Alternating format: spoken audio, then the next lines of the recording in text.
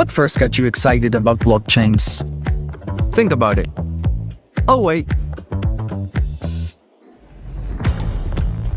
I bet it wasn't multi-million-dollar hacks, exposed data, or finding somewhere safe to store your seed phrase. Was it? Maybe it was the idea of decentralizing a broken financial system. Maybe it was imagining a world where people own their own data and get to sharing the value it creates. Or maybe it was the promise of a fundamentally better way of connecting, communicating, and transacting. The next phase of the internet that empowers us instead of exploiting us. So why hasn't that happened yet? Why are we still living with the same broken system that blockchains promise to fix? It's because blockchains can't keep a secret. Enabling open, transparent systems was only the first half of the challenge. For blockchains to really change the world, they also have to be able to protect our sensitive data when it matters. And that's why we built Midnight, to bring down the final barrier to mass adoption and unlock the full potential of the decentralized web. Let's build the internet we deserve, together. Ladies and gentlemen, we all know this in crypto. Ownership matters. That's why Cake Wallet. Cake Wallet gives you full control of your digital assets, all in one easy-to-use application. You can store Bitcoin, Litecoin, Zcash, Monero, and many more with just one secure backup. Swap between coins in seconds. No copying addresses, no complicated steps, and even includes Bitcoin Lightning for faster payments. And with Cake Wallet built in, you can use crypto in real life through debit cards or gift cards. Simple, secure, self-custody. Download Cake Wallet and take control of your crypto.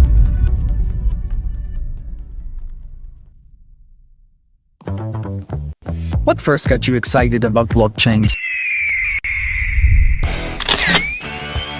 There we go. United States of America representing. Socialism, communism does not work. Digital assets. Is it better to move money at the speed of light? Do everything? People are greedy when they also try to acquire gold. I am here providing electricity and that energy that is necessary. I'm the modern day Tony Stark.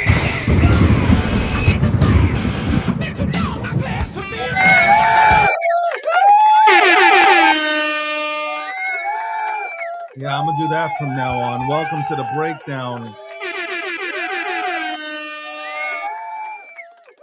Welcome, welcome, welcome. Why didn't nobody tell me that I look ugly as hell in... Why didn't nobody tell me I look... Yo, I would look white as hell. Bro, the lighting is so off. Yeah, I'm redoing that Cake Wallet commercial, bro. What are we doing out here? What are we doing, bro? Nobody wants to tell me though. No, like not a single person. See, this is why I can't rely on you guys. I can't rely on you guys, man. I really can't. You guys aren't friends, man. Friends tell friends when shit is not cool, bro. Right? Right? Friends tell friends.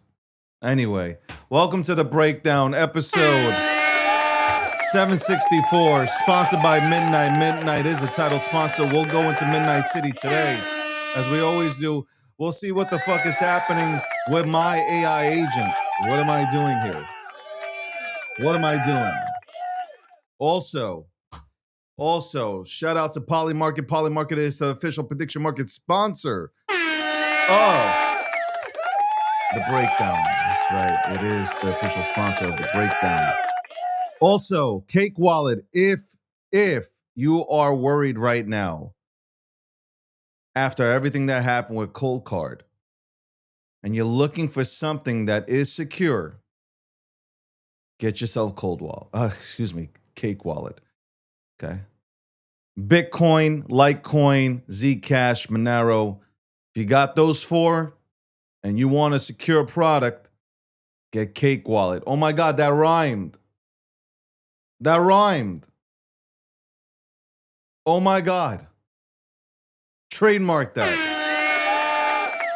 gmarkets.io for any information about the markets. You want information on the markets. You want the social sentiment out here in these streets. You go to gmarkets.io. Also, Gokshin.com is Gokshin.com is available.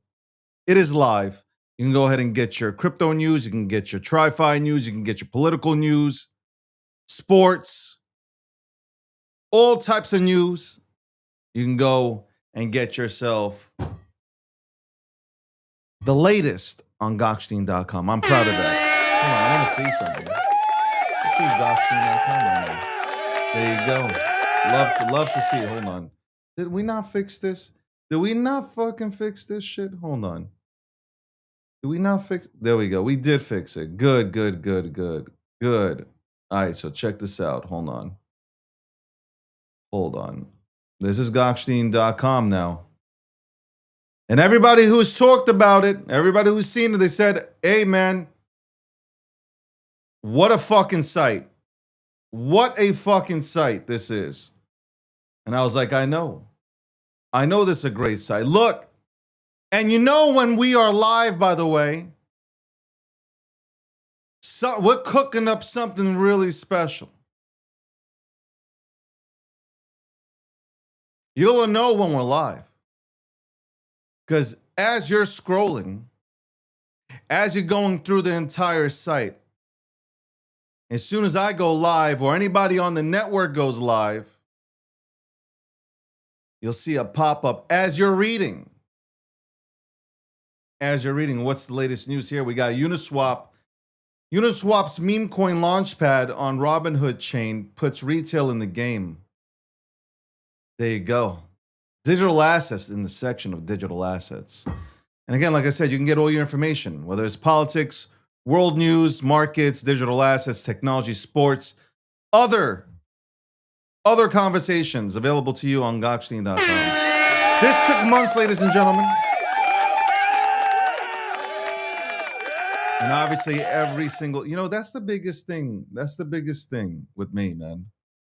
It's the biggest thing. We've sat here, we've built out, and you want everything to be perfect. And this is what stopped me from releasing a lot of things, because I wanted things to be perfect, and then you can't have perfect. But this is as close to perfect as you can get. Gokshin.com. I'm proud of this, my baby. Uniswap's meme coin launchpad on Robinhood chain puts retail in the game. It is true though. Robinhood, like I was on Spaces yesterday. It was about 400 people that joined the space. Shout out to everybody who participated on Spaces.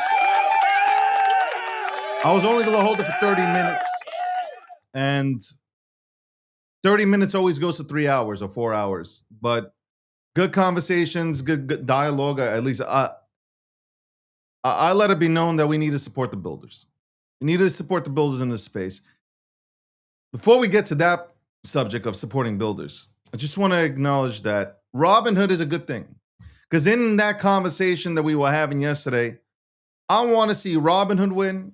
I want to see Base win. I want to see Solana win.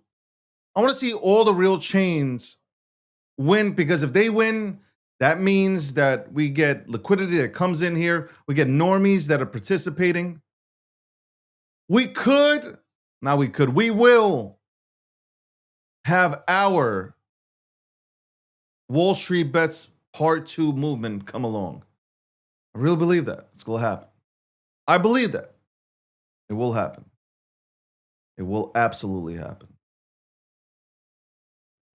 Again, Gokshin.com. You can go ahead and read that article right there. What else is happening here? Hold on. I haven't even looked at the news today. Trump blames Congress, not himself, as the GOP base simmers before midterms. Okay, we'll look at that later on today when we got the political conversations going on. But again, ladies and gentlemen, when we go live, you'll see a pop-up. You will know that we have either myself, Rob, Landy, Taylor, Julie, and others that are going live on the network. Okay, again, Gokshin.com. I'm so proud of this that I should talk about this the entire time. For the next 2 hours, I'm just going to talk about the site. For the next 2 hours, that's all I'm talking about, is the site. No, for real, and I really appreciate this. The feedback that we have got for the website has been tremendous. People have said, It is well built. It's dope. Congratulations. I really didn't have any negative feedback. Here and there, people have been helping with any bugs that they've seen on the website. But other than that, they're like, "You're here to dominate." And I said, "Absolutely. I'm here to dominate." Speaking of dominating, Landy's here with us. Landy, what's going on, man? Hey, I'm excited about the website. Like I said It's getting yesterday, better, right? yeah, it's getting better. And it was already good to begin with. I mean, you've been spending a lot of time hard at work polishing all of the different details that go into it. Obviously, after things launch, you got to clean up things here and there, and things evolve over time. But I was being serious when I said that I actually have it bookmarked and have now put it in the number one spot. And for reference, for anybody that has heard me talk about this when it comes to like news and politics and stuff like that, for what I have pinned, it used to be up until just recently my own aggregated stuff that I built locally that would reach out and grab stuff for me. And I haven't I what I found was is that after the other day when we were kind of talking about it in the background, I was like, you know what? It's kind of redundant because you put most of the things that I would be looking at right there. So, and I I'm was working being hard. serious about that, by the way. Uh, and I appreciate that, obviously, Landy. And it's just like, you know what it is? You know how, like, I really, this has been in the works for months, man. And it's just like, you want it to be Brother, I perfect. know. It You has should have been in seen the how many works. versions of the site there were, bro. It's Yeah. like fucking crazy. But I'm happy. I'm not happy about you keeping me up. Yeah. I'm Well, not happy about that. yeah, Tell you right now, sorry. I am so fucking tired. Hey, it's not my fault that somebody was on a space for 5.5 hours. Okay. Yo, how fucked up this is. I was on a space for 5 hours and then I Yep. was on a call with you for 3. Yep. What a You're fucked up welcome. situation. Love And you it. know what's even more fucked up? Your own friends are your friends are diabolical, okay? They are. In the comments section, and you probably replied to this too. They were like, Dave, let Landy up. It'll Uh-huh. only be a few minutes that'll talk and touch on something. Are you fucking crazy? You understand if I let Landy, first of all, I didn't even see you. I saw you Yeah. when I was like about to close out the space. I was Yeah. like, oh fuck no. Like this is going 9 hours. There's no way. Mm-hmm. Mm-hmm. Anyway, I'm proud of this. I obviously, of course, I'm fucking proud of this. It's the website's here. We got Gokshtein PR, which we're upgrading that as well. And then we have another product that's coming out, which it'll be really cool. It'll be a really cool experience for anybody who tunes in and wants to watch a good show where we break a lot down, break things down here. I hate you, Landy. Honestly, you know what? My bedtime is usually and now I'm just like fuck. I'm trying, man. I'm just fucking trying out here in these streets. But I was mentioning one of the articles here that popped up. Uniswap's meme coin launchpad on Robinhood chain. Yeah. It's retail in the game. Which I mean, we've talked about this. You've talked about this. You've also talked about tokenized stocks coming into the game. That's going to be that's going to be game changer, I think. And that obviously, I think Robinhood has. If anybody has like a grip on that, I think it's Robinhood.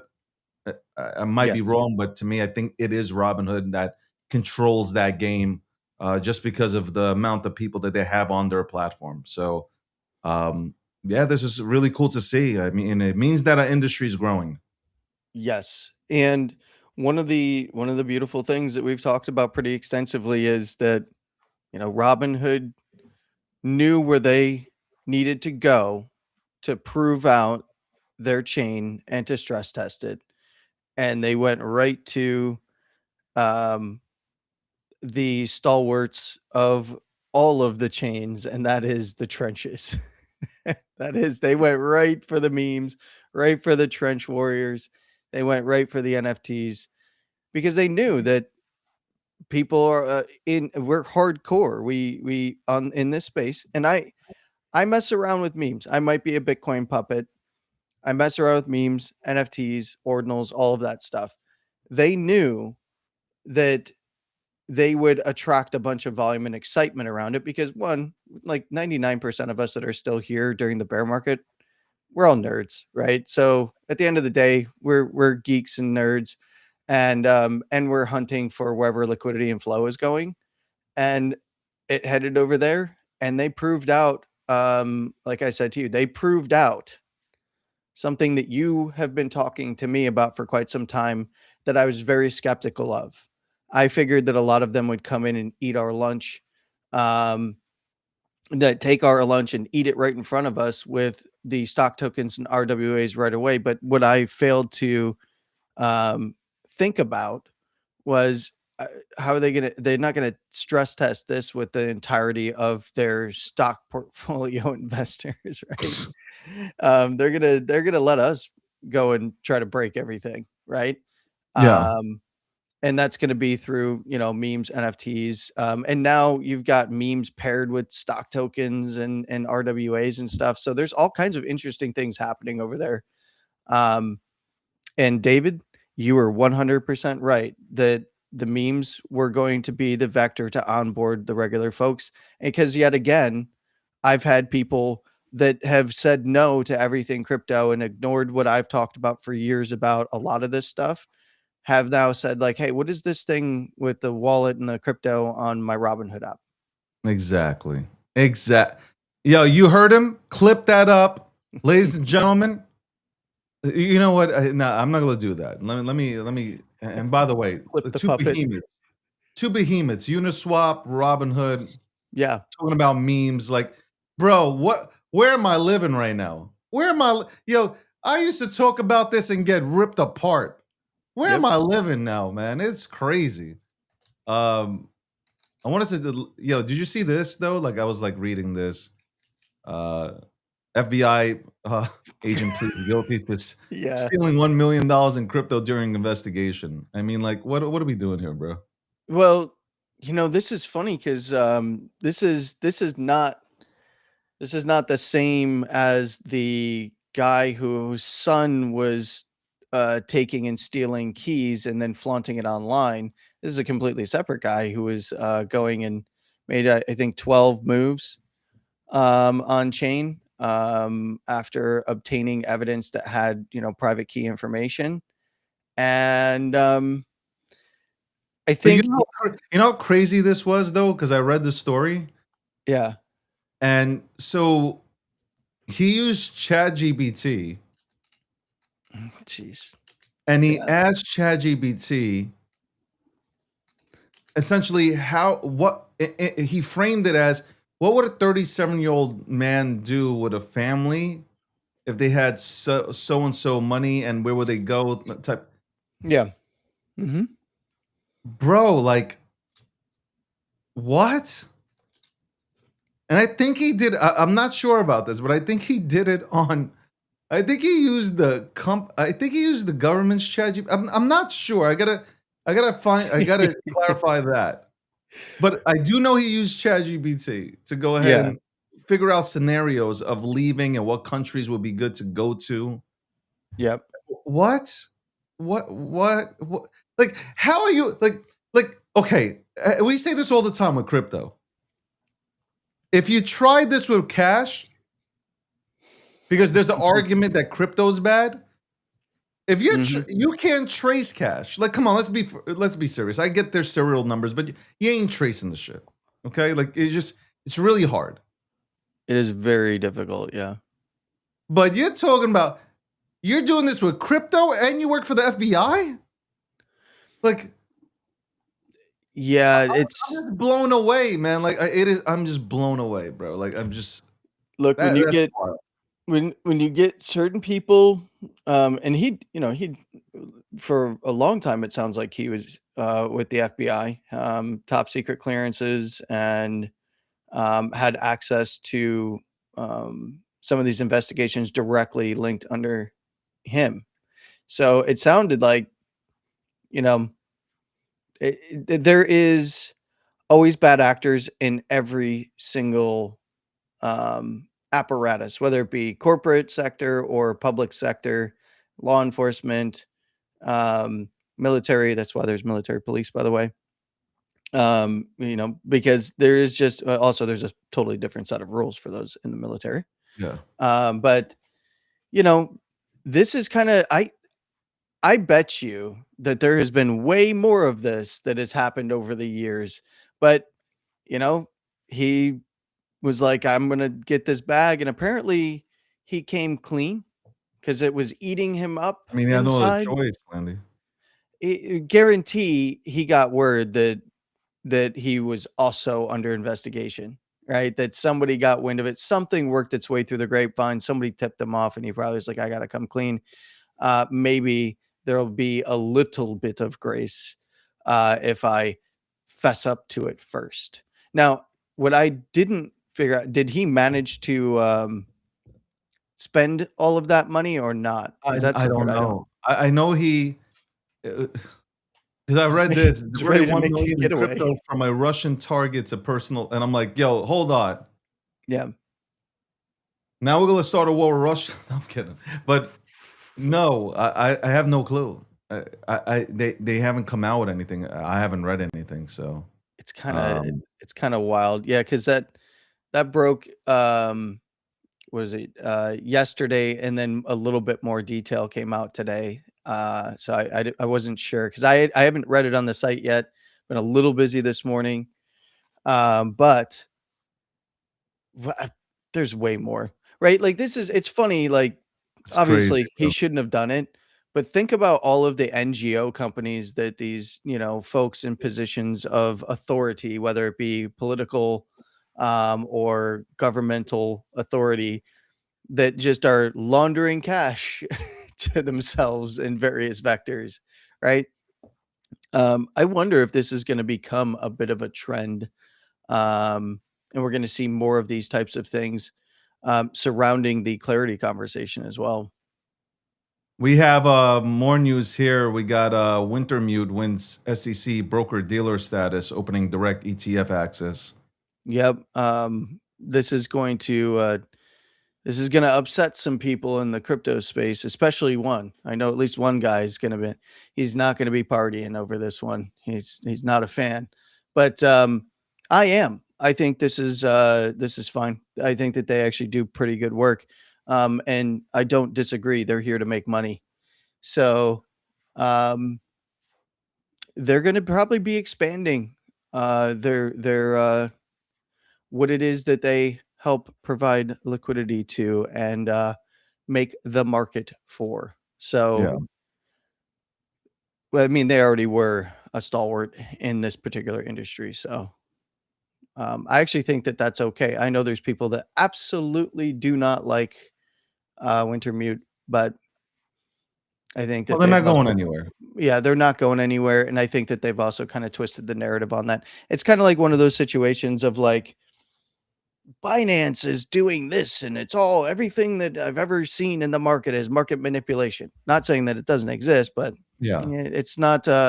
It's pretty complex, and there's a lot of things, a lot of dynamics that come into what's going on in the markets and for price action. Something But that you get horny about. price Bitcoin action, clears 65.2 as spot ETF inflows hit fifth straight. Inflows hit fifth straight day. I know you're probably tickling well, yourself. well, it actually hit a very key area and then pulled back at for ended up going above 65 to 60. It continued up to 65 360 65 4 area depending on the chart.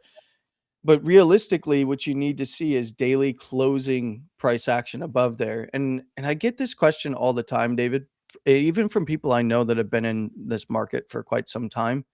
The closes is zero. 24-hour assets do have closes. They close at 0 UTC. So that is 8 p.m. Eastern, 5 p.m. Pacific Standard Time for folks in the chat. I get that question a lot. is like what time is the close, and especially because we're having time changes and stuff, so it would shift. Sometimes it would be 7 Eastern, of course, and then 4 Pacific Standard Time. But now I believe going forward, we are not going to have any time changes. I believe we're sticking to this particular time zone, and are we getting one more change? That happened earlier or earlier last month, right? With the Yeah. getting rid of the time changes or daylight savings? Or Which I don't know if it's gonna work, but it is what it is. I hate daylight savings time. I mean, it's I know it's just annoying. it Yeah, is just annoying. lose an hour of sleep, gain an hour of sleep game. I already don't sleep, so I mean, I just it becomes a scheduling nightmare. So, but what you want to see for a bit more opportunity for further upside price action is actually closes above that exact area for Bitcoin, that 65, um, 4 to 6 area, to actually start seeing Bitcoin head back up 67, 68 with the potential into the 70K to low 70 area. I Yeah. mean, because it's just been stuck. It's been stuck at 65 to 62 and a half for quite some time. People are Annoying, bro. getting bored. It is boring. I ain't gonna front. It is, but boring means that you can make money. Yep. So, cold card firm or exploit drains 130 million in Bitcoin. Yep. That number continues up. It fucking grows, bro. Yeah, it's not cool. There's so many people that because for about 7 years, right? 7 years since the Mark 1 came out. Was it 2019, I believe? 2019, 2020. And it got very popular during during lockdown, right? When a lot of folks were introducing new people to Bitcoin and cryptocurrencies, and I had a lot of folks that were getting people into self custody and specifically into cold card. And a lot of those people, they got their Bitcoin, they put it on there, they throw it in the safe, they walk away. They're not regularly on social media anymore because that lockdown period and remote work period kind of went away. And unfortunately, they might not even know. Maybe I don't even know. They send an email out finally, I believe, right? But there's a lot of folks that are just going about their regular everyday life and maybe don't even realize that they have been swept up in this, and Yeah, unfortunately had their now there is, and we do know that there are white hat hackers that are sweeping funds, and creating some systematic ways in which people can prove and then recover some funds. I don't know how widespread that is, but I do know that there is some of that at the very minimum going on. But also, there's a whole lot of people who, once the initial vulnerability was exposed and funds were moving, also jumped in to be black hats and bad actors yeah. and it's kind of become a first come first serve, which is one of the reasons why white hat hackers have been around trying to sweep as much as they possibly can to save some funds for folks and set up a way in which they can come and claim them.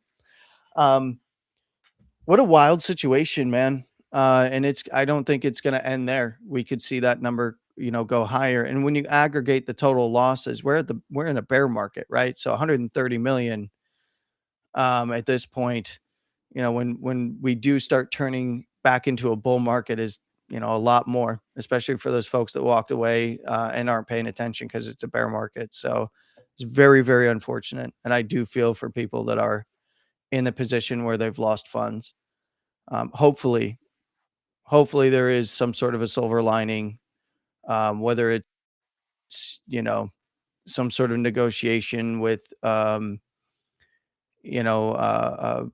bounties and white hats that can hopefully get some of this, For sure. and then we're probably going to find out more about at some point we're likely going to find out some more information about who or what initiated this, Well, right? they've already Outside moved of just some funds random. through Tornado Cash and stuff. I believe they Yep. already moved some Bitcoin and Ethereum. Um, Yes. I was reading that yesterday on the site. So yeah, Because some people use those keys to recover to hot yeah, wallets that also created Ethereum wallets and other wallets on other it's networks. crazy, man. Crazy exploit that It's obviously expanding. continues to grow. The Mhm. company says that they don't believe that the number is accurate, but on-chain analysis says that the number is accurate, might be even more than what's being stated. So we will know more as this continues. I hope it stops, but hopefully Yep. hopefully people are removing their fucking assets from Cold Card. That's bottom line. Hopefully people are taking action. How many people are just not even reading the news and the shit's happening. So the Clarity Act Yeah. vote delayed, by the way, ladies and gentlemen. So anybody who was fucking Mm. excited or thinking there was a possibility, like myself, that they would put this to the floor, they delayed that. Sparks debate on regulatory necessity. So, um, what are your thoughts here? Yeah, I expected this to happen. I expected them to not do anything, stall it. Um, Look, this House and Senate has been particularly terrible. Um, for a few different reasons, right? One of the main reasons that they've been particularly terrible is because Republicans are in control of the House and the Senate, and they're not doing anything um, to actually codify. They're not doing anything to codify any of the agenda that the administration came in with a mandate, right? The administration came in, w- Republicans swept the House, Senate, and the White House, right? You got a mandate. Trump came in on a mandate. You might not like him. You might be a Democrat, whatever the case might be. You might be happy about this situation, in which case you would maybe celebrate that they are not codifying anything. But the fact remains that they've done a piss poor job and they've not codified um, really large portions of the Trump administration's agenda surrounding whether it be crypto or other things, right? Like the Save America Act or the things that are 80-20 issues with the American people, which should be easy things for them to do. I saw you have John Deaton coming on here in a little Which bit. I'm gonna ask him these questions. I want to get his thoughts Yeah, on this. he's definitely on this. I'm going to be sitting in the back here listening while waiting to talk to you and Rob again later, but um this is really awful, awful work by them. And also this version of clarity that they are even ready to or indicating that they wanted to get to the floor and vote on is such a watered down banker bill that it's kind of eh, like, okay, great. Like it'll allow for some players in the game to actually get into cryptocurrencies over time. But a lot of those folks that would have had some excitement and fervor coming into it, in 2025, they've moved on to other things at this point and would have to go back and build those teams back up on the crypto side to actually get things rolling there Yeah. anyway. So it's really I think for now we're just looking at what's going on with post Genius Act moves by larger institutions, and this is more about what are the banks going to do whenever this does pass, or if it does not pass now. I do not see this actually getting through at all. I mean, that's one of those, and maybe that's a really bearish take. At least in any resemblance of what we see Yeah. now, I don't think it's going to get through. It, in fact, would probably be a much different looking and much more bank favorable bill um, if we have a Democrat House and a Republican Senate, or if there is a sweep between the House and Senate by the Democrats. I don't even think this gets through. They don't want to give Trump a win. And it seems like neither do the Republicans at this point. Don't get me started. We can Yep. talk policy here all day long. This was mind-boggling, and I want to say this because I want to get back to crypto real quick. But when I saw this, bro, this dude, bro, talk about a guy who made a good net worth when he went into office, saying this kind of shit is wild. Y'all can read all this though. You can go to gotstein.com McCain. and you can read all these articles. See, I'm able to go ahead and report on the news by using the news that we report. How fun is that? Anyway, that's fun. That's fun. I can skip through or roll through everything. But there's been exploits, by the way. Our company's been reporting on it. There are fake apps on Google's Play Store that have drained people's wallets. Guys, I'm telling you right now, you gotta make sure that your shit's secure, man. Stop clicking links. Okay? Verify this shit before you start downloading things. Like, people are really losing money right now, man. And we had Michael on Yeah. from Consensus, MetaMask. He's saying like Michael K. the amount of fake sites are up. Like it used to be 500 a day. Now it's 10,000 sites per day that they're blocking off. Like, make sure you know what the fuck you're doing, man. Like, you work so hard for crypto. You know what it is? Like, treat it as if it's, I can't believe I'm saying this. Treat it as if it's real money. Mm-hmm. Do you get that right now? Like, because somebody's going to take this out of context, but yes, I know. Treat it as if you don't want people to have access to your bank account. Because a lot of you guys treat it as, oh, whatever, I'm safe, I'm good. I see the cavalier attitudes that people have. Like, I hear it. It's like, yo, man, like, take this fucking shit seriously, man. People are getting drained millions of dollars. Millions of dollars are being drained every single day, man. Anyway, Landy, you'll be back on here with your favorite person, Rob Nelson, where we will go ahead and touch on political topics. Mm-hmm. And maybe we'll touch on crypto. I don't know. With him, I don't know if we're touching on crypto. I don't know. Maybe. Force him. We'll have to force him into a few new topics. Let me guess what he's going to talk about. I'm gonna write it. I'm gonna write it down on this, and I'm gonna guess what he's going to talk about. It might have something that starts with an I and ends with an N. Yeah. Oh, he's going to be out of breath talking about it, like he just went for a Guys, run. I gotta tell you. If we don't. Too early. Yo, Landy, you're a motherfucker, bro. I swear to God, if you have an event to go to, Landy, I am going to purposely keep you up into the early morning, okay? You were just so lucky that I had work also at the same time and I was getting things done, but you are lucky. Anyway, Landy will be here at 1:45 p.m. Eastern Standard Time. We'll be bringing on Rob Nelson. Rob Nelson, a veteran of Fox. Okay, he had a show on Fox, Political Takes. We'll get into the conversation. Okay, I know he's coming on here to talk about Iran. He's going to talk about Iran.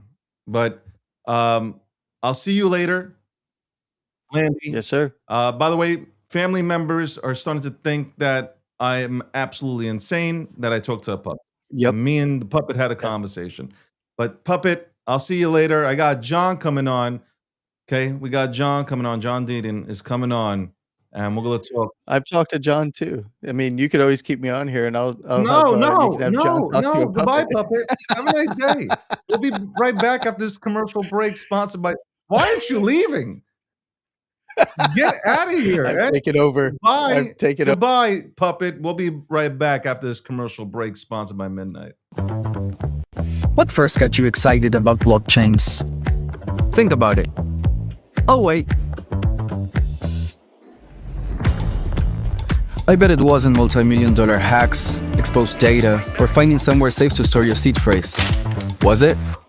Maybe it was the idea of decentralizing a broken financial system. Maybe it was imagining a world where people own their own data and get to sharing the value it creates.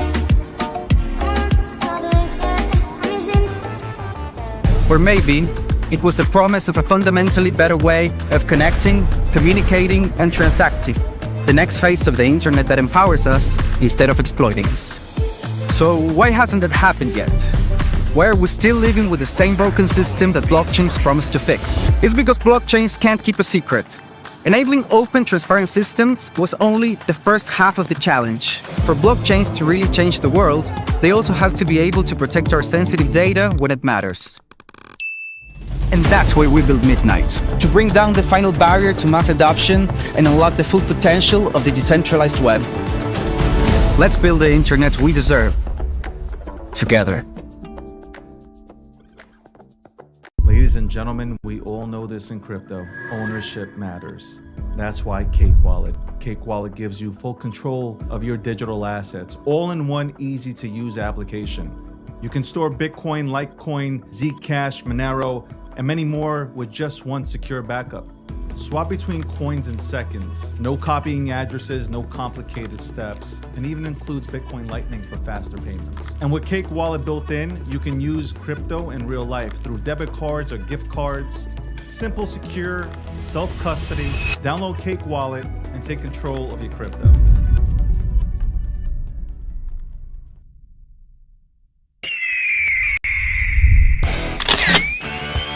There we go. United States of America representing. Social communism does not work. Digital assets. Is it better to move money at the speed of light? Do everything? People are greedy when they also try to acquire gold. I am here providing electricity and that energy that is necessary. I'm the modern day Tony Stark.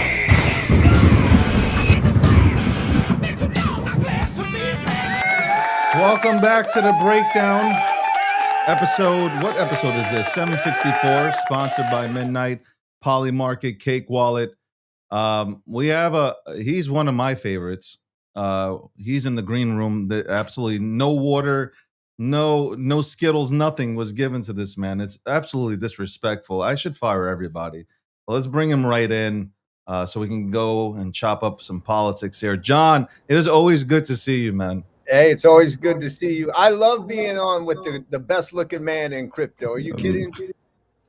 Oh my God. I should clip it up. How many times? Humbling. Thank you. You're starting to blush, brother. You're starting to blush.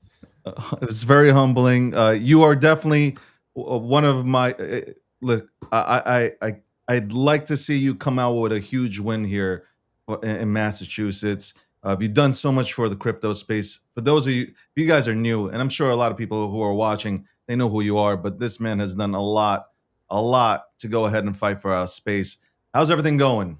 It's going well. You know, things, it's an uphill battle in Massachusetts, but there's some promising things. You know, this time around, I don't have a primary opponent like I did last time against Elizabeth Warren. In the meantime, Seth Moulton and Ed Markey are fighting it out in the Democratic primary, embarrassing themselves, quite honestly. Two career politicians arguing over which one's more corrupt. And there's a lot of people looking for an alternative. And so I think we're going to surprise a lot of people how competitive this race is going to be. No one's talking about it yet, but we got polling that shows we got a real shot in Massachusetts this time. And that's September 1st, correct? September 1st is the primary. I'm already the nominee. I think it'll be Ed Markey. He's 80 years old. He began office before you were born, my friend. I'm not joking, David. He's been in office 53 years, so longer than 1/5 of our entire country's existence. This man has been in elected office, and but it's his failed policies on top of that. So we got a shot after September 1st. It'll officially most likely be him versus me. He is part of Warren's anti-crypto army. He hates Bitcoin and crypto. You know, I'll be real. I'm already pissed off about the Clarity Act, just like you and these senators and how they're dragging their feet. But they better take a vote. Even if it doesn't make it, we got to get these people on record. Do they support American innovation, or are they puppets of the banking industry and the incumbent system? And we got to force that vote. You know, I was kind of pissed off because I was thinking, okay, put it to the floor, like you just said, put it to the floor, and let's see who votes for it, right? Because then we'll have a better indication and perception of who's about crypto and who isn't. Like Right. that Republicans and Democrats, like both. Right. Put it onto the floor. I want to see who votes for it. Because a lot of people say, we're pro crypto, pro crypto. Well, show me. Show right. me that you're pro crypto. We already know who's anti crypto. Show me who's pro. And then when the midterms come around, at least a one issue voter who's Right. particularly in crypto will know where to go. So And let me prove how on point you are, David. Like here in Massachusetts, we know that there's 7 million people, and we know that there's between 1 and 1.2 million people that own crypto, right? They're Democrats, they're independents, they're Republicans. And so force Ed Markey to vote no. And let's get that on record while I micro target those 1.1 million crypto holders and veterans and all of those things. And so that's the point. By not putting it on the Senate floor, it allows people to play both sides. Oh, I was for it because I didn't have to vote for it. They can say that. But if they follow your advice, get them on the record. Fairshake has $200 million in money. Let them fear that they're going to feel the voter turnout when it comes to one issue voters on this issue. And so we want change. We got to at least get the vote on the floor. you said there's did I hear that correctly? You said there's about 1.1 million people en masse that are crypto holders. Is that? Yes. In March of 2024, I was told that Coinbase had 800,000 customers in Massachusetts. That's 2 years ago. And if you look at the data from the different PACs, whether it's Stand with Crypto or other crypto PACs, I've been told that it's somewhere between 1 and 1.2, which is consistent. We have 7 million. If you take out the children and the minors, you're looking at 1 out of 4 adults in Massachusetts has exposure to crypto. I think if you include IBIT and Bitcoin spot ETFs, it's going to be much more than that. And I think you're probably at the 2 million mark if you're counting spot ETFs. Are you getting any support from some of these crypto PACs? I mean, right now, I think they're sitting it out. And I think one of the reasons is that Seth Moulton, who's challenging Markey, he's 40 some years old. He's younger. He's not part of the anti-crypto army. If he's able to beat Markey, then they, I'm just being honest, that they could live with him versus Markey. So I think when Markey beats them, and then it's a clear anti-crypto person versus me, and then we show polling that shows that it's achievable, I think they'll participate. Clarity Act, I feel like it's a handbook for how banks can operate. Where's retail in this? That's who I'm concerned about. Main Street. Where are we in this? You and me too, brother. Listen, I actually was pissed off that Clarity didn't allow yield for passive crypto holdings, right? Whether it's your Bitcoin, your ETH, your XRP, Solana, whatever the crypto of choice. Why wouldn't you allow people to get yield from that? It's better than holding cash, and the banks were able to prevent that. But here's the thing, David, you and I are real capitalists in the sense that your job as a senator or congressman isn't to protect the incumbent system or industry. You either innovate or you die. And the banks have the ability to adopt this technology and grow with the technology. They shouldn't be trying to prevent it. But real capitalism is let the best tech win, let financial innovation take its course, and you adapt or you die. I mean, to me, that's what real capitalism and American freedom is all about. But we're seeing how much control the bank lobby has on some of these senators. when you become senator, I'm not going to use hope. When you become senator in Mass, what would you introduce for retail? Clarity aside, I get the yield part, but Right. retail is kind of confused too, because like I've spoken to a lot of people that have come onto the show. There's really nothing for like. I feel like the rules are so. There's no clarity to the rules, and the SEC is like, well, we'll come up with our own rules, right? Not in a bad way. They're like, we'll come up with rules, but it shouldn't be up to the SEC or these government agencies to do it. It should be up to Congress to come out with rules that for innovators, developers, retail, for us to understand what's happening, what we can do. We got 4 branches of government. I mean, one calls it property. IRS says it's property. We have another one that says it's a commodity. We have another one that says it's virtual currency. It's very confusing. Like other, nation states, like they've clearly identified what it is, and they've given clarity to everybody. So where's clarity for us? I know there's a few things in the Clarity Act, but like, where's the real clarity for us, especially when it comes to taxes? That also in itself, with the 1099 DAs and all that stuff, where is it for us? No, I agree. And as you know, I'm always for the small guy and the retail investor, the retail crypto holder. And that's why I said I was actually disappointed in Clarity. But what I've learned in Washington is you've got to, this is the first step, is getting this bill in. And then as you educate some of these senators, I mean, I got to tell you, one of the first things we've got to do is educate people in Congress. You're still getting, David, you're still getting the narrative, the Elizabeth Warren narrative. Oh, wait a minute. Isn't that used by terrorists? And isn't Bitcoin only used by drug cartels? Things that were like 2013 type questions or 2015 at the latest. They're still asking it because of the narrative. So we've got to educate them. Like they get surprised when I tell them, hey, actually Hamas instructed people not to use crypto because it was so traceable. It's a distributed open ledger, right? Just because it doesn't say John Deaton doesn't mean you can't track it and whatnot. And so education, main point. But yes, we need to have aggressive. First of all, we're still applying 1933 statutes to modern day blockchain technology, quantum computing, automation, robotics, artificial intelligence.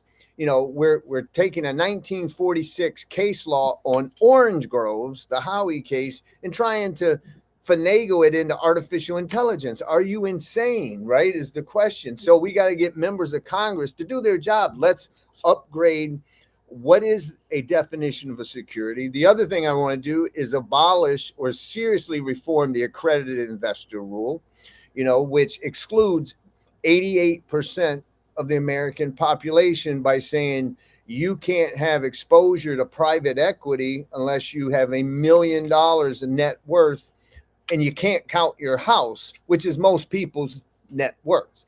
Yeah. Or you make 300 grand a year for several years in a row. So you can serve in the Marine Corps or the military, die for your country, but you can't own SpaceX, right, before it goes public. And you can't own Anthropic before it goes public. And so we've got to abolish that, open up real abilities. David, you and I know this, man. You want to know who the people who have done well in this country since the 2008 financial crisis, when they started pumping trillions of liquidity out of thin air into the markets? People who've owned things. If you owned real estate, if you own stocks, bonds, Bitcoin, crypto, you've done gold, then you've done well. Well, half of America doesn't own any of that. So we've got to get appreciable assets into the hands of regular people. I come from poverty. The reason I escaped poverty was because I bought assets that appreciated: real estate, rental properties, Apple stock, things of that nature. And so the way we can do that is tokenization of real world assets is a way to do that. In Massachusetts, David, the average starter home is over $500,000, about $600,000. Starter home, dude. Starter home. Crazy. That's so crazy. So let's say you have an apartment building and you tokenize it, and maybe one token represents 1% ownership, so fractional ownership of real estate and other types of assets. But we have to change these rules from the 30s, dude, and the 40s. And so I've got lots of ideas to try to improve it for the regular guy, the auto mechanic, the electrician, the roofer, the sheet rocker, right? The shipyard worker. Like they have that we need to make sure that we put assets in their hands, because the wealth gap, we have to do something about it, because young people are turning to charismatic socialists as the answer, and it's not going to work, but we got to combat that, man, with real policy. It's funny. That was like my next question, but I was going to crack a joke here.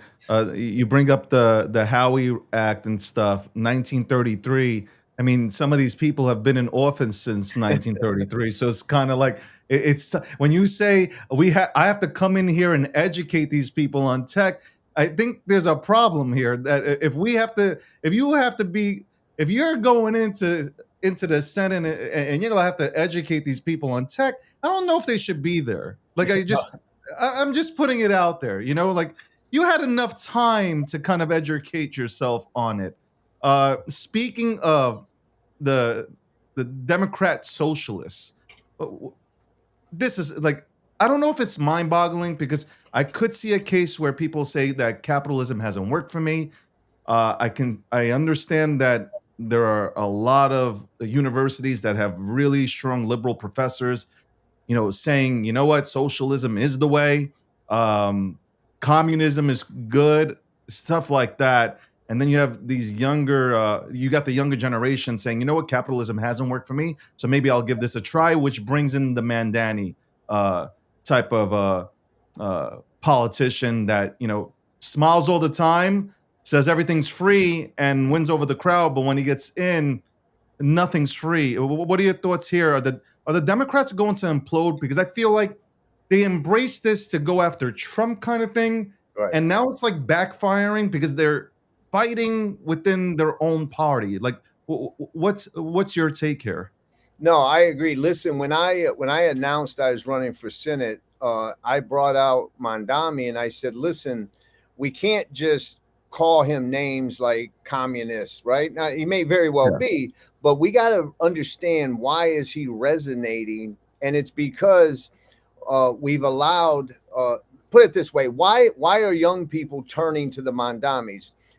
If you have cancer, David, and a charismatic surgeon says, I can cure you of your cancer, you're gonna say, okay, you got my attention. So when he says, I can make life more affordable for you, I can give you free public transportation, and you're like, okay, well, that's $250 back in my pocket, and I can give you groceries at 30-40% below what you're paying now, and you're looking at that, you're like, that's why it's attractive. You and I know it's not going to work. Like grocery managed stores by government have been tried in Kansas, been tried in Florida. They always fail.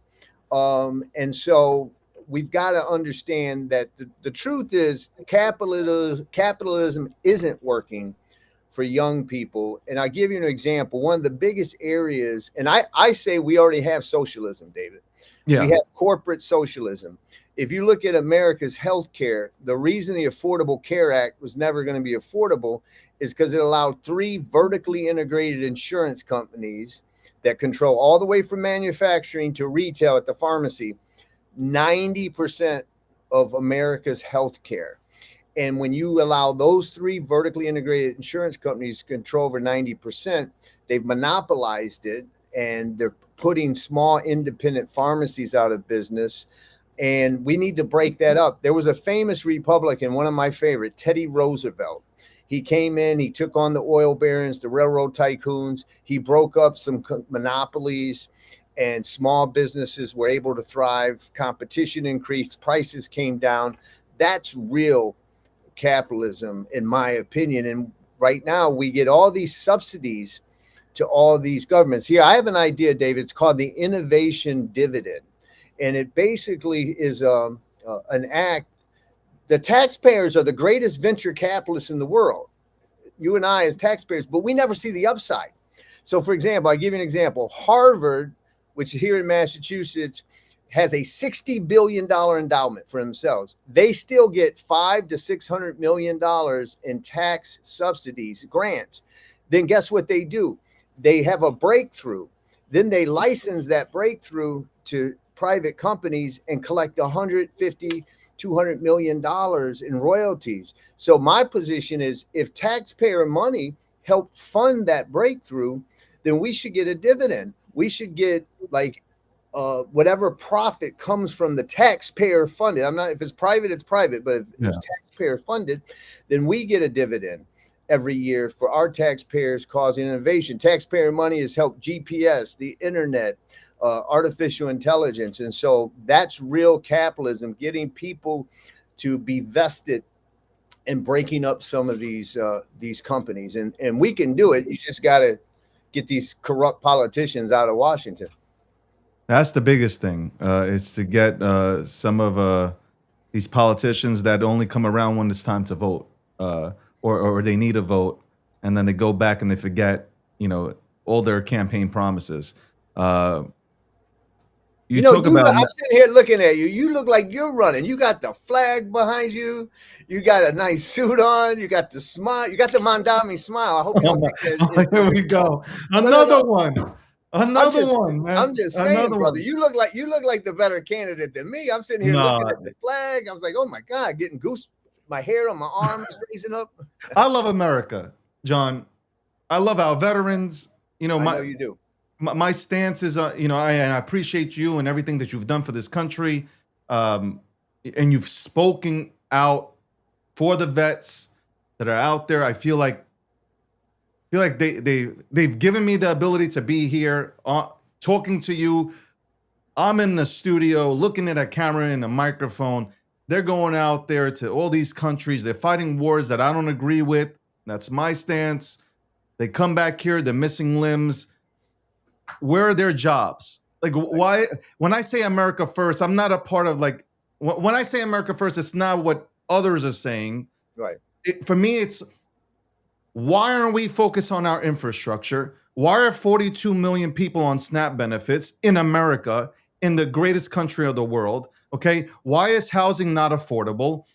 Veterans, well, they come back here. Our military personnel come back here. They've given up their lives, mental health, to protect us, to keep us safe. Where are their jobs? We print money. Well, let's print some money for them. And this is one example that I gave. Let's print some money, have them, you want to stop school shootings? You want to stop people from coming into churches? You go ahead and put a veteran in front of those institutions, and I guarantee you won't have one son of a bitch that goes and attempts anything, because these people are willing to give up their lives for this country. Pay them $150,000 per year. Give them the coverage that they deserve. And damn, we are heading in the right direction. We got a homeless pandemic. Okay, our infrastructure is off. We got problems here. Respectfully, I know we are the protector of the world. The way that things, the way that things act out here, but man, we need to take care of us first before we can take care of everybody else. That's the way I look at it. David, so, I'm with you, man. Listen, I'm going to give you a figure that is going to just make you shake your head. If we just count the last 5 years, and I'm not counting military aid, just cash, we've given $400 billion to foreign countries, right? If you count military aid, it's $1 trillion in 5 years, when our infrastructure is decaying, when our bridges are falling apart, when we have homelessness, when we have people that can't afford a home because they've been priced out of it. I'm with you 100%. And so I talk about Americans first in the way that you're talking about it. We've got to pay attention to our own. In the meantime, we're seeing the consequences. If we don't, we're seeing a rise in socialism, a rise. We have elected leaders who are quoting Marxism. It's crazy. Karl Marx, man. Like there's like direct quotes, and it's like, why are they increasing? Because we have to pay attention to us at home. It doesn't mean I'm saying there's never a time that we don't help others and allies and all of that, but we've got to make Americans a priority. 100%, and I agree with that. And I want to ask you, when you become the senator out there in Massachusetts, what is the first thing you're going to try to tackle out there? What is necessary out there in Mass?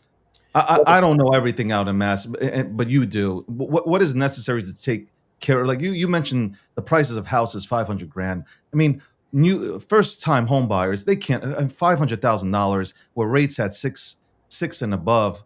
I mean, that's crazy.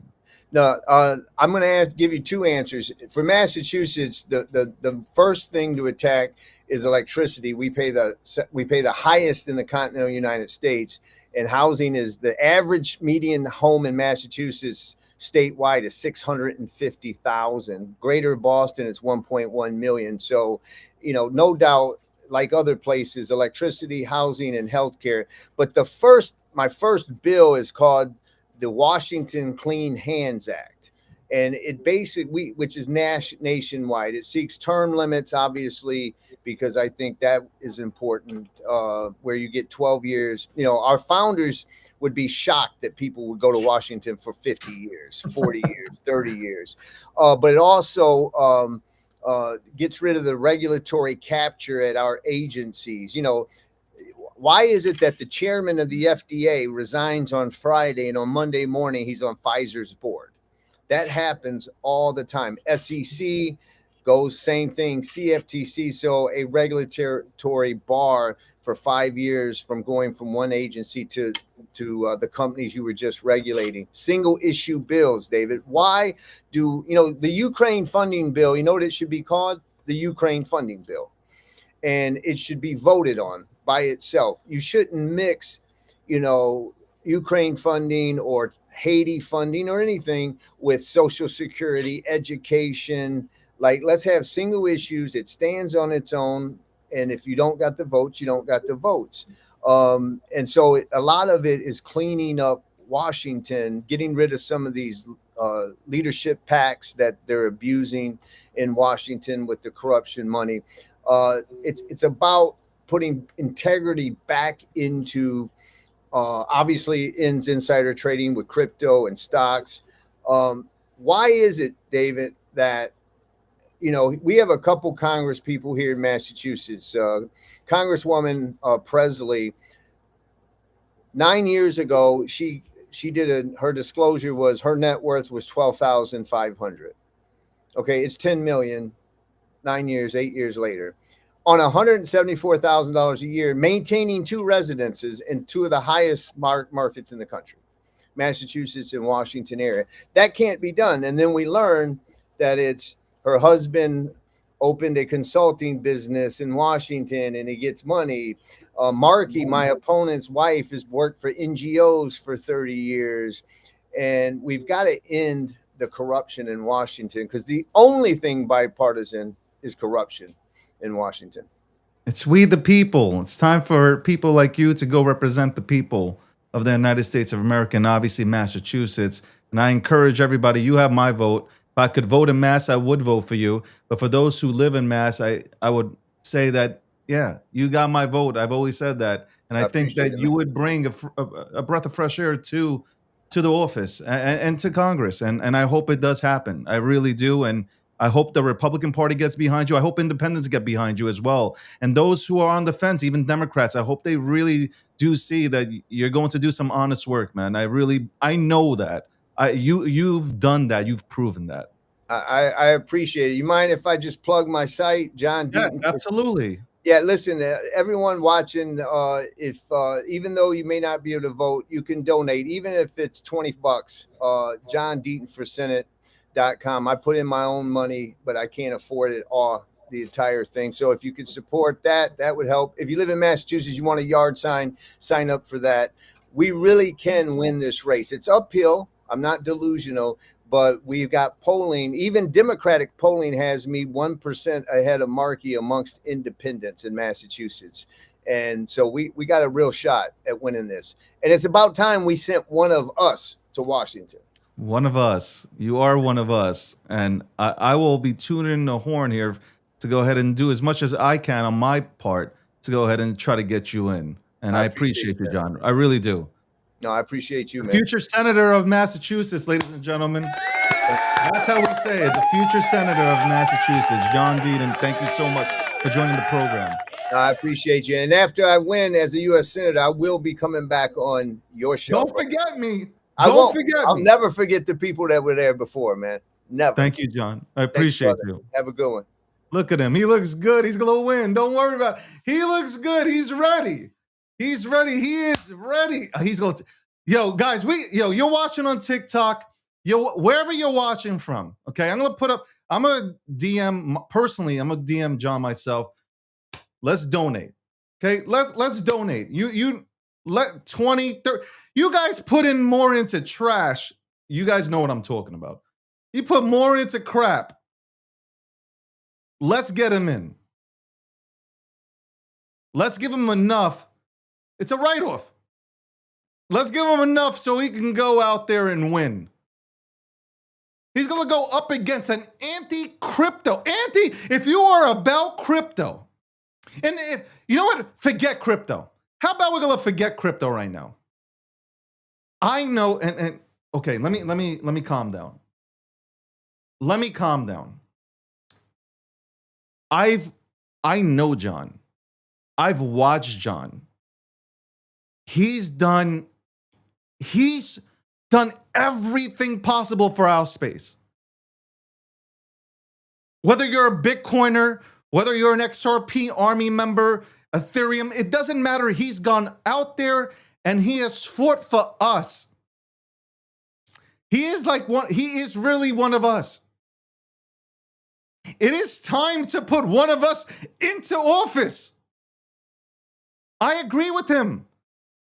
He just told you if you live in Massachusetts, $500,000 starting for a house. And think about the rate, 6%. You got anti-crypto, Senator Warren out there, and Malarkey now too. Anti-crypto. First of all, if you're about crypto, then this is an automatic. If you're a one-issue voter, it's automatic. Did you not hear our conversation just now? He's going to take care of the veterans, which I talk about every single day when I'm on this goddamn show. I always talk about the vets. Now you're going to put somebody in office that lived that life, that understands that life. Guys, it's time. It's time that we wake up and we put people in office. And he calls it how it is.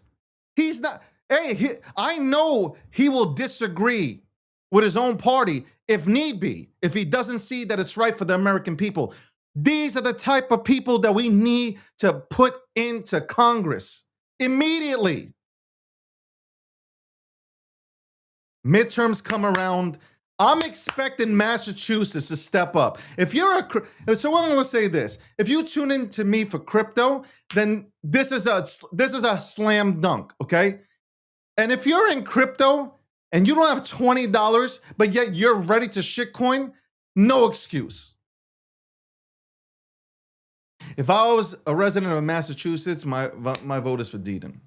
It's not because he came onto the show. It's because I know who this person is. He's worked non-stop for this space. We'll be right back after this commercial break, sponsored by Midnight.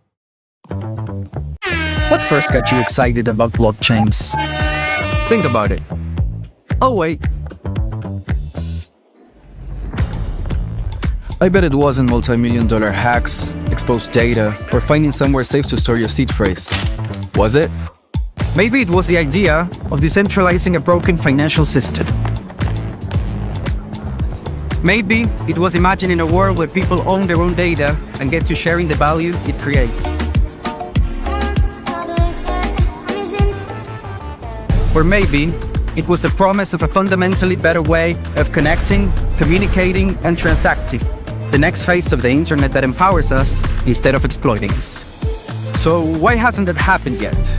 Why are we still living with the same broken system that blockchains promise to fix? It's because blockchains can't keep a secret.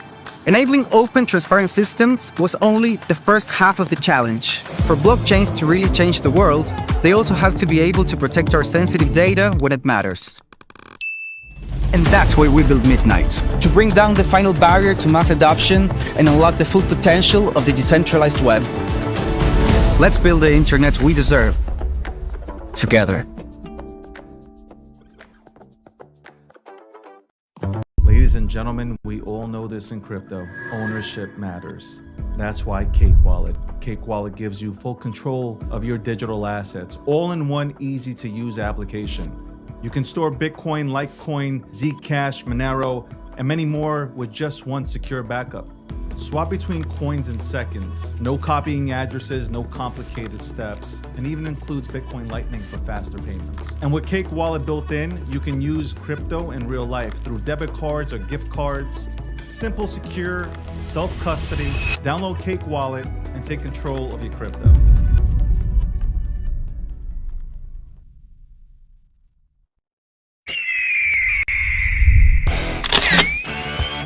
There we go. United States of America representing. Socialism, communism does not work. Digital assets. Is it better to move money at the speed of light? Do everything. People are greedy when they also try to acquire gold. I am here providing electricity and that energy that is necessary. I'm the modern day Tony Stark.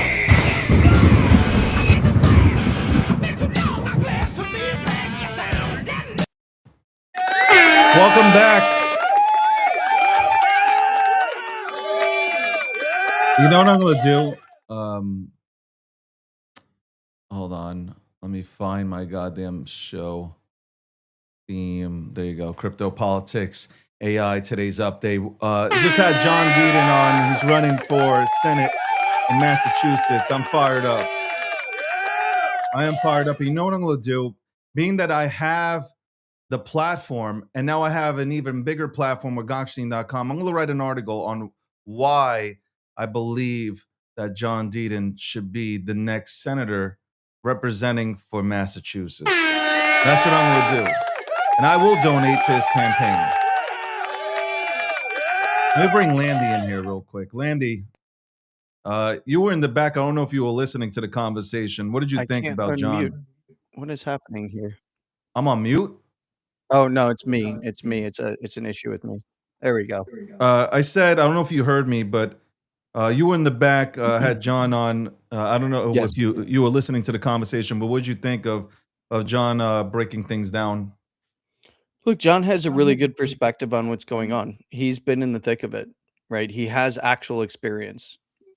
And one of the larger things, I was actually just talking about this while I was kind of jumping around behind the scenes here. So I missed a little bit of what he said. He wasn't expecting this to go through, was he? Like in the overarching point. No, like he before didn't. the break. I don't think he believed that the Clarity Act was going to go through. But what he would have liked to see is they go to the floor and see who is pro Who's and who who. is not, right? Yeah. So it's kind of like, because he could have been able to use this against Malarkey and say, look, you didn't vote, you voted against crypto. Yeah. So and obviously Malarkey and Warren are on the same page being anti-crypto. He's definitely going to win his primary, and he's going to be going up against them, or I should say against Malarkey. So most likely that's the 80-year-old senator who's been around since they went ahead and put together. I feel like he's been around since they put together the goddamn 1933 Securities Act. I mean, like, so yeah. This is one of the big things is I understand that perspective of like, let people show you who they are. But, there's the other side of that too, where they can be tactical and say things in support and then not support behind the scenes. Right. So, and that's what a lot of them have been doing anyway, is they come out there front facing and they say that, oh no, we're in support of this and we want to push the industry forward and drive innovation forward and allow for other people to actually have access to these markets in a regulated way, but behind the scenes they're actually working against the bill, right, and have been instrumental in really steering it off of what the original purposes were. So he's look, I like John a lot. I think that he would be a good fighter for this industry in Congress. And you've talked to him before this too, right? You had him on. You're muted. Now you're muted. Sorry, I've talked to John in the past. Yeah, I mean, I've talked to John before he ran for Senate. before he was running. Yeah, Yeah, I mean, like, John has done everything possible for crypto, and that's obviously that's the way I see it. He's gone, he's fought for crypto. He's fought for XRP and that entire army. If any of the XRP army lives out in Massachusetts, it would be honestly a disservice for you guys not to go vote for this man. This is the man that went ahead and stood out there fighting for XRP. And in a sense, it also fought for the rest of crypto. So again, like, and John's like, John is able to disagree if it's not for the American people. Like, he's not bought for. Like, you know what I'm talking about? Like, he is bought and he is paid the for. realist that you're going to get that comes into office. He knows tech. He knows crypto. We want people that know crypto, right? Like, we were talking about, the new communist or the new socialist movement that's coming in. DSA. Yep. Yeah. If anybody was listening, I mean, it was a really conversation. I would recommend you guys to play it back. He also he said, I look like Mandani. So another person that comes on here. Hey, He did give me credit. He said, hey, looking good looking, and American flag. I'm not going to talk about myself here, okay? I don't want to run. Okay? I don't want to run, but I do want him to win. So this is the play. Hopefully, I got the right website. Hopefully, this is the right website. Hold on. I believe that's the one through his profile, right? Okay, this is the right website. So, guys, he asked $20. Like $20. That's all. $20. Okay, you can easily go on here, click donate, and you can donate $25, $20, whatever it is that you guys spend more money shitcoining, throwing in thousands of dollars into some random dog shit. At least y'all can hit the $25 button, man. Yep. That's all I'm saying. Yeah, I've donated to John, obviously, in his run against Lizzie Warren. I think he has a better shot at winning this against Markey. Yeah. Yeah, the reason why the way I see this is he has a better shot at winning because he's going against. He's not fighting anybody in the Republican Party, right? There's nobody. It's just him. And then hopefully he gets an endorsement from the Republican Party. Hopefully the crypto bros also, help out. I'm talking about the PACs and stuff. And then they're going to battle it out. Malarkey's they got the money. They got the money to do it, yeah. Well, but you got money and everything, but now we've really got to... This is what we need to really do. It's kind of like we have social media. We got to go out there and like talk about this. We can be hyped up after an interview or speaking to somebody, but we got to go ahead and be about that life and help push a person into office. Who would we rather have in office? Malarkey, who's 80 years old, respectfully, and I don't want to like bash on age, but he's 80 years old. He's been there forever. And he's not going to change. Like, he's going to continue to do the same thing. He's anti-crypto. Okay? Like, we need to bring in new blood. What? Another thing that caught me, John said he's going to go in, like, once he gets, I'm going to put into the universe. Once John becomes the senator of Massachusetts, when he goes in there, he's going to have to teach people what crypto is or tech is. Yeah. If that's what our Senate is full of, we need to get them out. If they don't understand new tech and we're still operating on 1933 Howie tests here. Like we need to, things need to change, and change comes with new blood that understands. And Deaton is the guy that can bring about that change and move the needle for those that do not understand, Correct. right? And we need more people like him. Like, he's very unique in this regard because of his experience, right? And this is, a lot of people that, if you're not familiar with John, he's a Marine veteran, he's a trial attorney, and he's a crypto advocate, right? Like, those are the three pillars. How can you not vote for somebody like? I'm just saying in general. Yeah. How can you not vote for somebody like that? And he's an actual good guy. Like, he's a good guy for those. And here's the thing, this is something I think that's really important is we live in very unique times. You and I talked a little bit about this last night. We live in very unique times where, we are on an application here on X often. Obviously, this show is beyond X, but we're on social media where we have access to actually talk to these people and get to know them on a different level. I mean, John has gone on to Spaces. He's been on your show. He's been on various shows. You actually get to know his ideals. It's not made for TV talking points. He understands these subjects deeply. He understands what his purpose would be going to Congress and what he would fight for the people. And I've liked John since before he even was running, and and I'm a Bitcoiner, right? But he's a crypto advocate, right? Very famously, with the XRP situation, right, is what brought a lot of folks eyes over to him and understanding who he was and what he was doing. But realistically, he is a crypto advocate. It's not just XRP. He can actually move that needle in Congress, and we need more people like him. But first, we got to get people like him in. We have to. We don't have a choice, because if the status quo is guys like Markey, and I like to call him Malarkey as well, which is funny.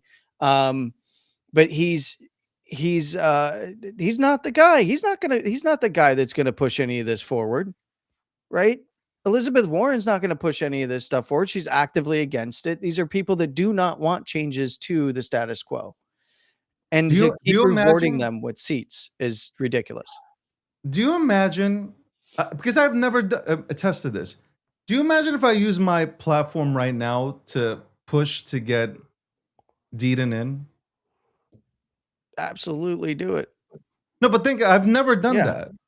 I have never really gone full ape shit into what if we use, what? The the Socialist Party has been using their platforms to get their people in, right?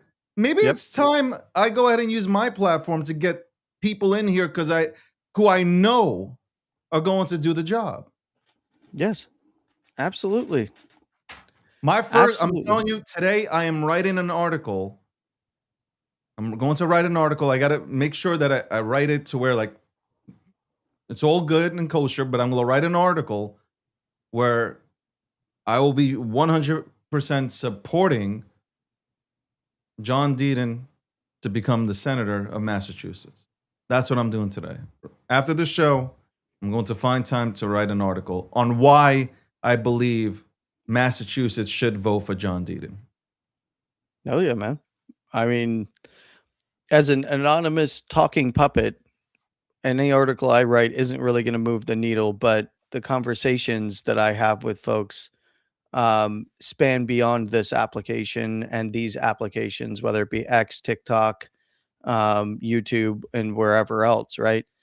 And it's funny because a lot of folks that are in the business of running the networks, right, whether from an investment point of view or from a technical point of view, everyone knows John, right? Everybody in this industry knows John, but getting the word out to the regular folks who are holders, who are here paying attention in the bear markets, who are going to be positioned very well when things are handled correctly from a regulatory perspective. They need to know who John is, and they need to know why they should be supporting a guy like him. He did an amazing job. I got to tell you, he came onto the show. He knows how to articulate himself. And you know what? He's not doing PC shit. It's just like, this is what he's looking at. This is how he thinks he can fix the system. And I'm with it. Again, I encourage everybody who missed the show, who's just coming in right now, to go ahead and replay it and check it out. And I will be pushing. I will 100% be pushing to go ahead and see John win. That's it. Bottom line. I'm hyped. I'm fucking hyped today. I'm hyped. At 1:45, we'll be joined by Rob Nelson, and the puppet will be here, and we'll have a conversation. Hopefully, it's a good conversation. We're not going to go off the walls with shit. Okay, I want to focus on issues. Okay, I want to focus on tech. I hope Rob had a chance to see John. I hope so too. I don't know if he's busy doing other things, but if not, definitely something that this next Monday, if we don't, we're definitely going to be extending this conversation over into there because this is an important conversation. So hopefully Rob will entertain and enjoy some of this meat and potatoes kind of conversation about what's coming up, because we're getting into that time frame, man. August, September, before you know it, this is it. Right, this is the prep before everybody makes that final push into November. So, absolutely. They're calling Rob. They're calling Tim Walls. Oh my god. Yeah, right. I've seen the chat. The chat has definitely got some ideas about the perspective on Rob's takes right now. So that is some wild business. But Jesus Christ, it is 1:35 p.m. Eastern Standard Time. Welcome to the show. Welcome to the breakdown. Welcome to episode 764. Again, we had John Deaton running for Senate in Massachusetts. He was just breaking down things that he broke down a lot of things from crypto. He broke down things from mass. I am, again, not to be repetitive, I am going to push as hard as I can because I want to see where this brand stands. I want to see where my brand stands and how much motion I have. And we're going to, I want to see him get in.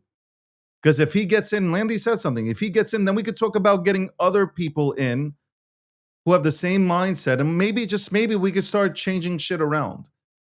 Maybe we'll have more people more concerned about the American people than other people. And I don't give a fuck how people take that. We'll be right back after this commercial break from midnight. What first got you excited about blockchains? Think about it.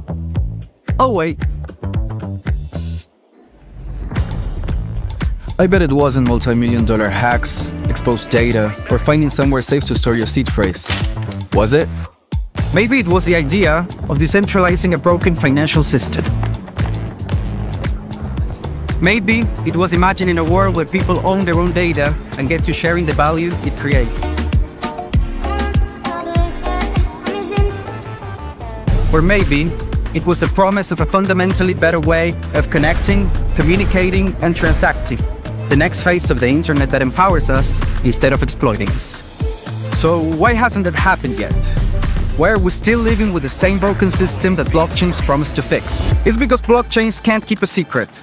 Enabling open, transparent systems was only the first half of the challenge. For blockchains to really change the world, they also have to be able to protect our sensitive data when it matters. And that's why we build Midnight, to bring down the final barrier to mass adoption and unlock the full potential of the decentralized web. Let's build the internet we deserve, together. Ladies and gentlemen, we all know this in crypto. Ownership matters. That's why Cake Wallet. Cake Wallet gives you full control of your digital assets, all in one easy-to-use application. You can store Bitcoin, Litecoin, Zcash, Monero, and many more with just one secure backup. Swap between coins in seconds. No copying addresses, no complicated steps, and even includes Bitcoin Lightning for faster payments. And with Cake Wallet built in, you can use crypto in real life through debit cards or gift cards. Simple, secure, self-custody. Download Cake Wallet and take control of your crypto.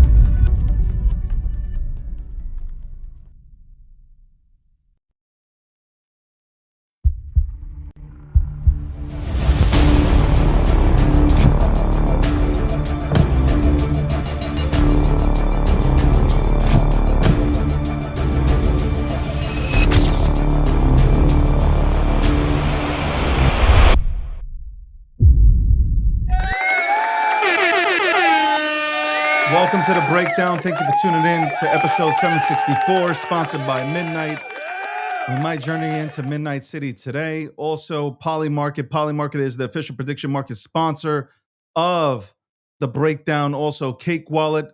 If you guys, anybody who is scared to be on a cold storage wallet right now, I will tell you, get yourself Cake Wallet. Okay, if you have Bitcoin, Litecoin, Monero, Zcash, put it on Cake Wallet for the time being until you find something that you feel is right for you, or keep it there permanently. I don't know. You decide. But Cake Wallet, one of the most secure wallets in our industry. So there you go. Also, shout out to Radar Chat. Not sponsored by the show, but I got to acknowledge a product when it's good. Radar Chat is cool, built on Signal, encryption, and you can send stats to all the homies and maybe, just maybe, introduce people to Bitcoin. So that's a cool thing. Listen, I'm reading the comments. I'm reading the comments on TikTok. I'm reading the comments in this chat. It doesn't matter where you live. I live in New York, okay? That doesn't mean that I can't do things to help people win, right? That means that you can go ahead and do the same thing that I'm doing, okay? If you live in Jersey, if you live in VA, if you're watching from God knows where, okay? We can go ahead and support John Deedon, okay? You can support by donating $20. You can support by going on social media and using your platforms. You can support by telling people you know that live in Mass to go ahead and spread the word. And you can even tell your friends who don't live in Mass to go ahead and just spread the word about John Deedon. This is how it works. This is how it works. You tell one person, you tell another person, you keep telling people, and then the message starts growing. And then people from Massachusetts start looking, and they're like, holy shit, I didn't realize. And then John can go ahead and articulate the policies that he wants to implement for Massachusetts, and not for just Massachusetts. He's going to be representing everybody in the United States of America. So this is what I talk about. You want change? When you guys talk about, I want change, I want things to be different, I want these Congress people to look after me and Americans, my fellow Americans, well, that's it. Shut up. It's either shut up or put up. And right now, I brought somebody on who I am telling you, I don't just endorse anybody, but I'm endorsing a man who is real. So go out there, tell a friend, get active. Let's show them what our platforms can do. And let's send a message to Washington stating, hey, man, if you don't look after us, you're next. That's bottom line. That's bottom line. Welcome to the breakdown. We have Landy here. We'll be joined, hopefully in the next 3 minutes, we'll be joined by Rob Nelson. Rob Nelson, a veteran of mainstream media, had a show on Fox, breaks down politics and trending news on this network Mondays and Wednesdays. So he'll have Mondays, he usually has Landy. Wednesdays, he has me. We break down. And by the way, the last show that I was on, we actually didn't fight, so I can't even say nothing. He let me talk. I let him talk. We had a conversation. It was wonderful, okay? It was a wonderful conversation. Hopefully that can continue. Maybe he can start a 2-game win streak, okay? It could be a 2-game win streak. As long as he doesn't, he's going to come on here and mention, if he mentions Iran one more time, I'm just going to put him in the green room. And we'll put him in the green room, and I'm going to send him to therapy. Okay, he's going to be in a straitjacket screaming, Iran, Iran, Iran, Iran, Iran. They're going to think he's saying Iran outside, but it's really Iran, the country. Iran, Iran. But again, you heard what I said. We talk about politics. A lot of us talk about politics. A lot of us talk, I wish we had somebody representing us. You can't say that. You can't say that no more if you ain't going to take action. Okay, you can't talk all this bullshit about, I want people representing me and my best interests, my people's best interests, and then you don't get out there and vote. Shame on you. You can't tell me you have no money when you're shitcoining. I see it.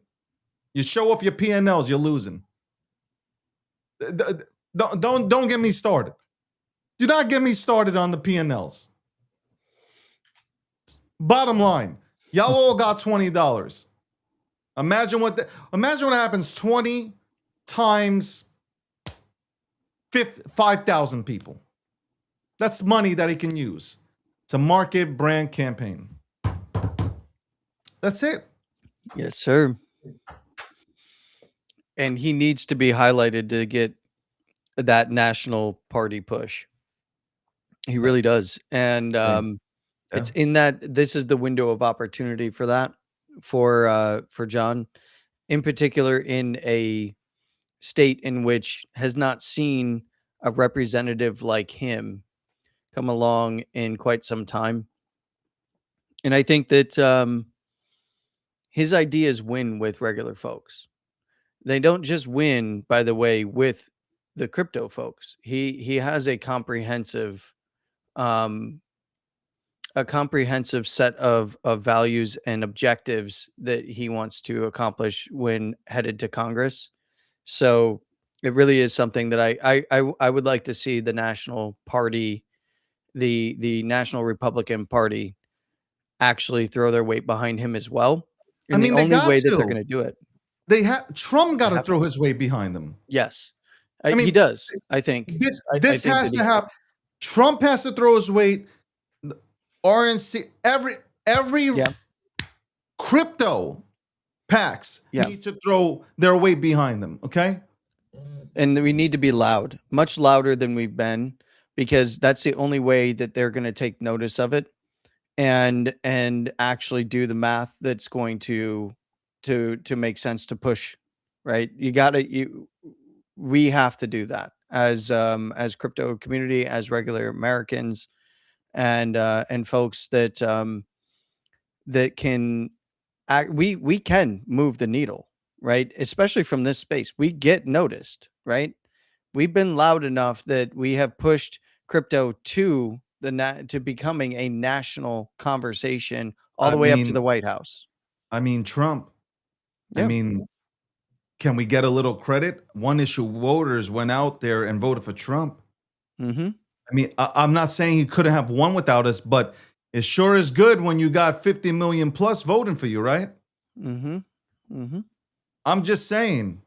So, I really want to see this. I want to see what we can do here from a crypto perspective where it comes. And I hate saying crypto perspective, but I want to see what my brand can do for John. I know I'm stuck on this right now, but I'm hyped. You know why? Because I know that if you call him when he gets elected, he'll respond. Yeah. Good, bad, and indifferent. I feel like he'll respond. Yes. And that's I all think- we need is somebody to listen to us. Like, hey, man, I feel like this can note it. Like, that's all you want. That somebody's hearing you. Yeah. Not when you're getting the assistant on the phone and we'll relay the message. Or nobody's picking up the phone.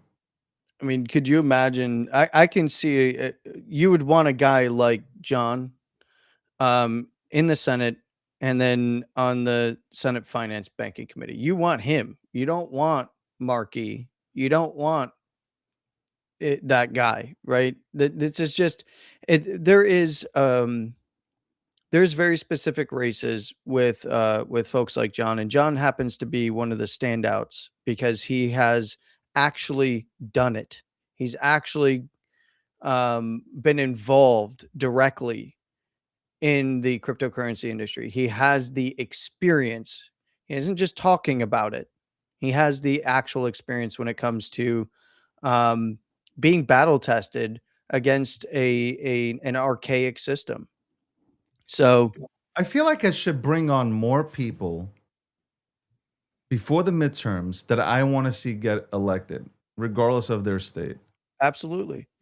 I think I'm going to do that. I think I want to shake things up. Yep. You should. I think I want to bring on people from New York, Virginia, Cali, wherever it is, I want to bring all these people on. People that I feel will do a hell of a job for the people of the United States of America. I'll probably get canceled for this, but it is what it is. It's all right. You know what? Fuck it. That's okay. These This are is this is what the white bull movement is about. No, I'm serious, Landy. yeah. This is it. This is exactly what it's all about. Besides bringing retail together, but it's bigger. That's why I said the movement would be bigger.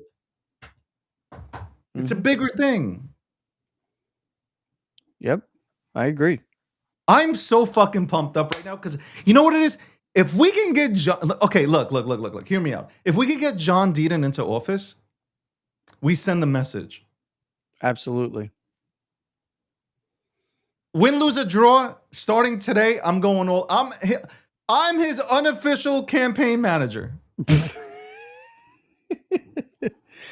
I am going to go. You don't get what I'm going. I'm going to go all out to seeing John Deaton. I'm literally telling you, I'm going all out. Yes. I like what he said about the creditor investment rule. Getting that, why can't retail participate? Yeah. Hey, these things need to be talked about. Like they keep retail away from things. Well, they in one respect, we have one example with SpaceX where those rules were loosened a bit, right?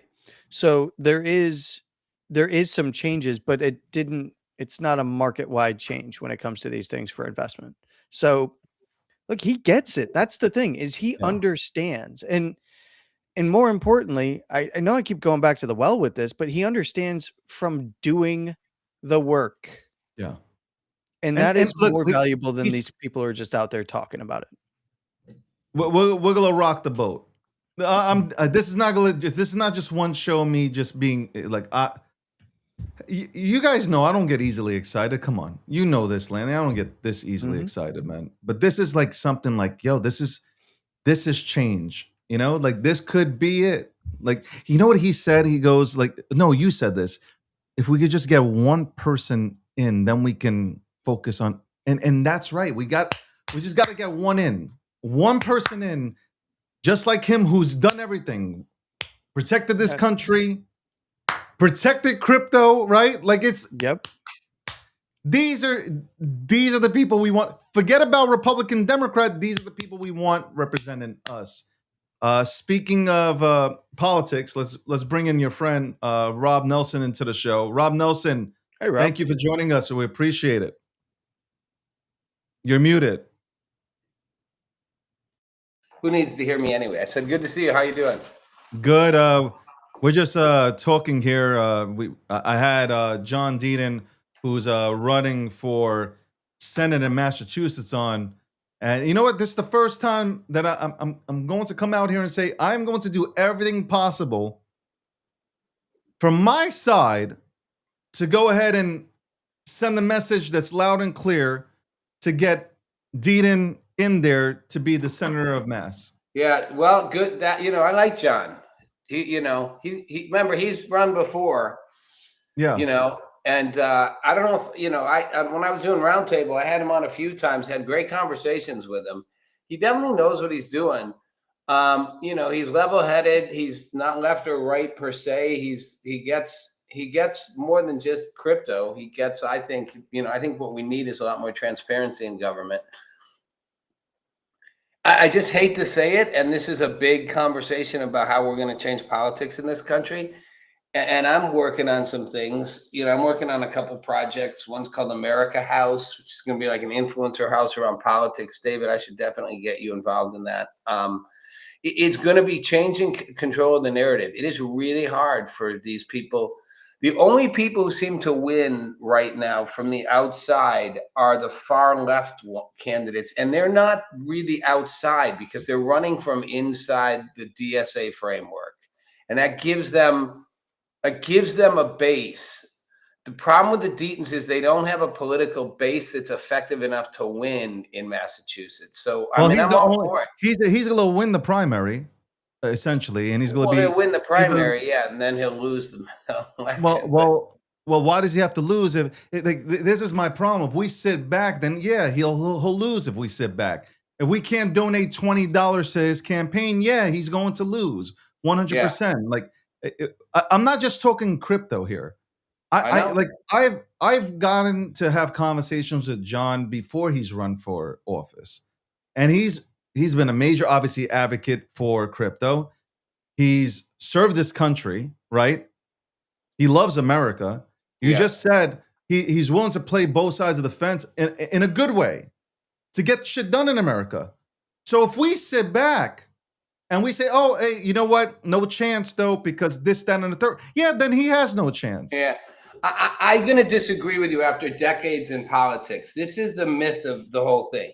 The argument that you should sit back and just cast your vote for who, that's the whole presidential thing. Vote for the Dem or the Republican because no one else has a shot. I'm I not didn't say arguing that. I didn't even mention the Republican part. No, I'm saying he's an the individual that argument. No, the argument that one shouldn't fight for a candidate who doesn't have a good shot. That was the argument around JFK Jr. too. People were like, "Don't waste your vote because he can never win."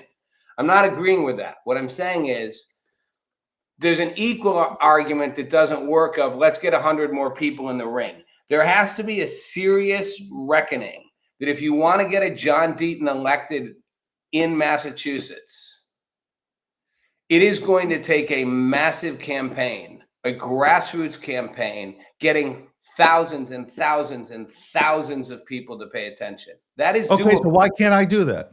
I'm not saying you can't. Better amp it up in Massachusetts. And it's not just a money question, although money does matter. But it's more than money. You saw how much money they spent to try to beat Al-Said. They didn't beat him. They spent probably 50 times more than he did in Michigan. He won. It's not just about money, but it is about a network and it is about an activist base that is willing to hit the streets online and in reality and get this guy's name out there. I think you should spearhead it, get him elected. It'd be the first of its kind. And most of these people don't win. It's California, the Republican candidates for governor. What good is this for mayor in platform? LA? What good is this audience and what Spencer good is this Pratt. platform if I can't go ahead and make a difference? Like I'm sitting here thinking to myself, it's not just a Republican Democratic issue. I know that if we got him into office, shit would change, and it's a start. It's a I don't disagree. so sitting here just saying, okay, yeah, John, good luck, and I donate $20. It's not enough. What if I use my platform? All these other live streamers are using their platforms to elect socialists or get socialists to win their primaries, right? Why can't I use my platform to get just fucking people that care about America in? Mm-hmm. You can. I'm for it. I want to loop him into what we're doing with this America House too. That's part of the idea of it. It's an influencer house for politics. So it's outside of Washington, D.C., and it's based on controlling a narrative where you start getting really thoughtful political voices to be talking, sharing, same way you did hype houses just around meaningless influencers, and then, create some civic technology tools and essentially let America pick the next president. Like the real people pick the real president they want. Like it's the same idea. You get enough, you can take the attention, David. You control the narrative. You can drive anything. You got a big platform. How many of your audience will get invested in getting a guy in Massachusetts elected? It's a great question. And how do you build that? It'll be up to this is a perfect way to see where your brand's at. Like, are people interested in, people complain all the time, man, I wish somebody was representing me. Well, now's your chance, right? Here's what, Malarkey's 80 years old. He's been in office he's been in office when they were signing the Declaration of Independence. He was in office when I was in college. That's how old he is. So, I mean, this guy ain't doing nothing for you. I mean, I have it just written down. $500,000 to go ahead and just the base price of buying a house in Massachusetts is $500,000. And what are the rates? 6, 7, 8%? That's crazy. It's absolutely mind-boggling. I'm not gonna even start with the infrastructure. It's time. You bring in somebody who's fresh, who's enthusiastic about changing things. And then it's a trickle-down effect. It goes from Mass, it goes to New York, it goes to PA. Yeah. Well, I don't. Why aren't we thinking this way? You have the blueprint right now that is happening, where you have these live streamers that are going out and putting in socialists into positions. And they're having success. They are having success. They But are. They're having success for a very specific reason, and that's, you're both touching on it. Well, not Landy, you've touched on it before, but David, you're touching on it now. I think people are misunderstanding why they're having success, and I think both the media, the mainstream Democrat Party, who's freaking out about it, and the Republicans who are trying to jump on it and go, they're a bunch of communists, are all missing what's really happening. You're seeing a double shift. You're seeing a generational shift. You make fun of what's his name, I call him Malarkey, in Massachusetts. But Mitch McConnell, I don't know if the guy's even fucking alive at this point. Like, these people just disappear, and half of them are so old they don't even know what day it is. They're Joe Biden on steroids. That said, we're seeing a generational shift. Where, remember, the last time we had a generational shift in politics really was Clinton. Remember, Clinton was 44 or whatever in 1992. It was the new wave of young people. Clinton's like 80 now. Clinton's an old man, basically. Obama's getting there. Obama was 15 years later. Trump wasn't a generational shift. Trump was just a radical outside boom, There is a hunger for younger, fresher voices. You combine that with the things you're talking about, David, which are people are fed up with the cost of living. They're fed up with how much it costs to own a home. They're fed up that health insurance costs more than rent. They're fed up that their government's completely not transparent. They don't know where their money's going. They see a lot of it going outside of the U.S. and they're like, I don't know what for or why, but it's not fucking helping us. Their schools suck. There's crime everywhere. Tell them all you want. People are fed up, and who will they vote for? Anyone with a fresh voice that offers to fix that. So it can be the John Deatons, it can be the independents, it can be the people who are even much more conservative, the populists, or it can be the socialists who are going to offer all these things and give you free grocery stores and make you show an ID to get in line for bread. All right, so what do we do in this kind of situation when we know we need new people in office? Because we got people in there for the last 60 years wearing diapers, not doing a goddamn thing. Well, How do we go about this? Since you've been in the political world, you've been a part of some campaigns, right? Well, more interesting than that, I have been a part of some campaigns, both, I ran Marianne Williamson's independent bid for Congress, but much more relevantly, 30 years ago, I really was the leading edge of an attempt to fractionalize the lockdown. This problem isn't new. 30 years ago, we were in the same problem. Whether it was the deficit, whether it was rising prices, Gen Xers, as we were, so-called slackers, couldn't afford to buy what our parents could buy. And I was the interface of that culturally, and it was legacy media, but basically defined the voice of people saying, we are not going to sit back and take it anymore. We are going to show up. And the whole reason we succeeded was because we were written off as political slackers. So I dragged the biggest celebrities of the time. I mean, now you can laugh, but Val Kilmer was like one of the top movie stars in the world at the time. Christian Slater represented the 20-something disillusionment with everyone and all his iconic roles, right? He was that guy. And I dragged people like that in, and the media paid attention and was like, and then we dragged thousands and thousands of young people in behind us. We made politics relevant for a generation of voices that felt it was silenced. That's what the DSA is doing. They are making politics relevant, particularly to younger voters. And I think that's what you got to do. You got to make it relevant. You got to make people pay attention. Now you got to use this media to make it fun, engaging. It doesn't have to be boring. And you got to drag people off their asses and go, Get in here. With your point, David, get in here and play. Don't write a $20 check. Get in here, get behind the people that can make a difference. And literally, let's use this great medium of being able to kind of reach, however, you don't have legacy constraints, and activate voices. And whether that's a John Dean to start with, whether that's 20 candidates, I feel like that's the way to go. It's the only way you will break through the precinct level control that both parties have right now on their respective candidates. Landy, what are your thoughts on this? I've been, just like I've talked about with cryptocurrency, is that, stop just sitting around and talking about it and get involved. You have to get involved. It has to be a movement. It has to be a groundswell. You have to go to their events. You have to actually support them in far larger ways than just political opinions, right? You have to take action in terms of the support and highlighting them and supporting them in their districts. Look, for as much as the DSA communist kind of wing has gotten very popular, even though they are a vast minority of people here in the United States that actually do genuinely support their policy positions and their ideas.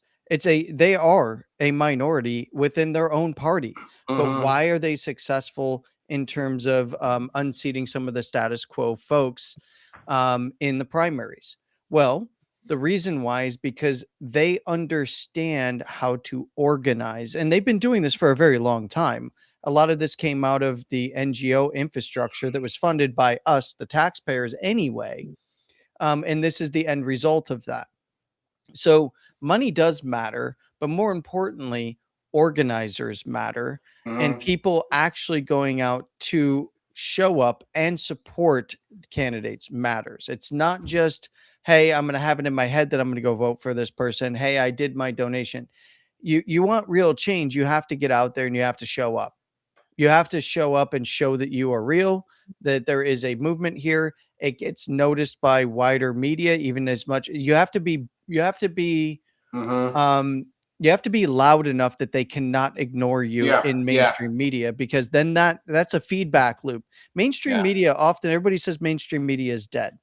It's actually not dead, because everybody in alternative media is utilizing mainstream media in their clips and utilizing mainstream media as a validation point, right?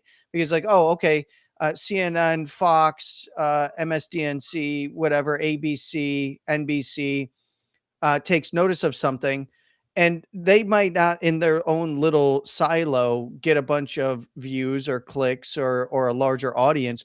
Where they actually get the larger audience is from the independent media taking over social media to clip them up and put into context what that is. And DSA, communists, and the far left have figured out that, hey, all we need to do is amplify mainstream media as being proof that this is factual or true, or that there is a movement here.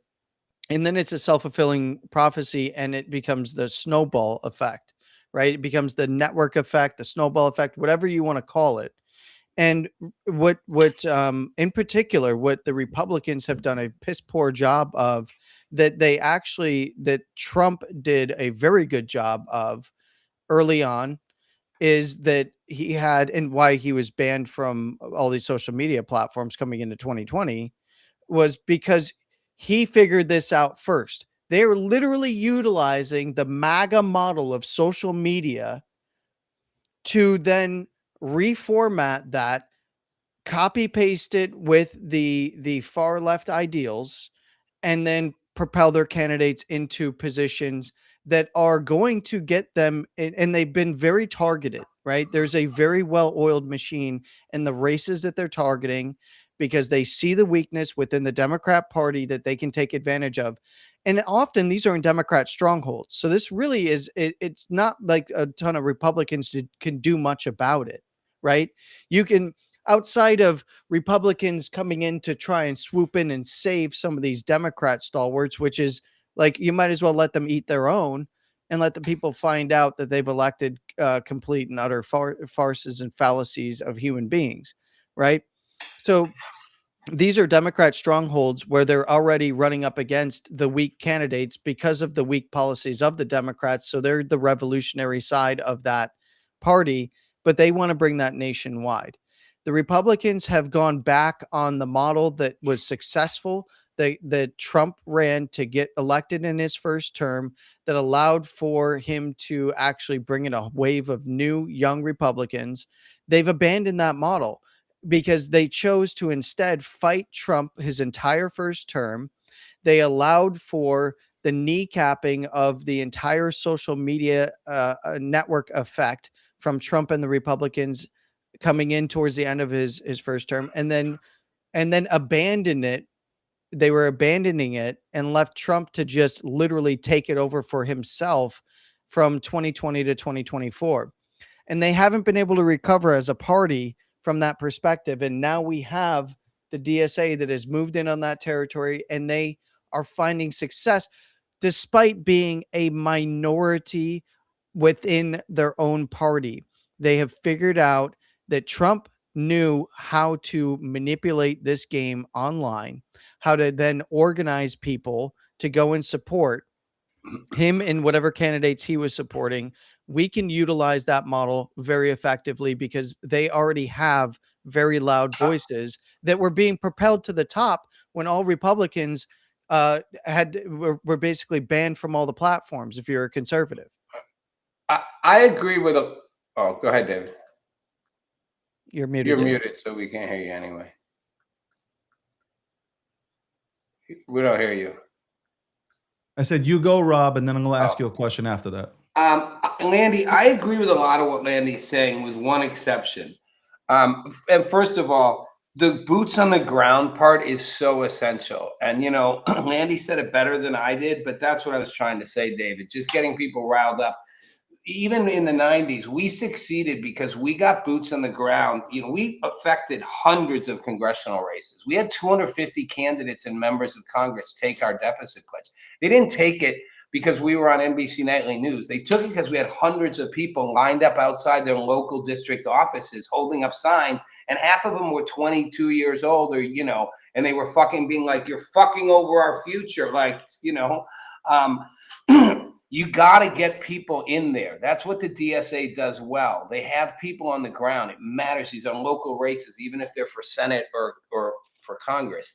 But the only thing I disagree with, Landy, is I don't think this is as fringe as you think. I do think the Dems want to pretend this is a tiny fraction of their main audience. And I do think a lot of what the DSA says, yeah, let's get rid of the president. Let's get rid of the Senate. Become a parliamentary. Okay, yes. There's a, you know, let's eliminate all prisons. These are some extreme views. But people said that about MAGA. Remember, they were like, this is a fringe element of the Republican Party. That's why a lot of the mainstream Republicans didn't get on board.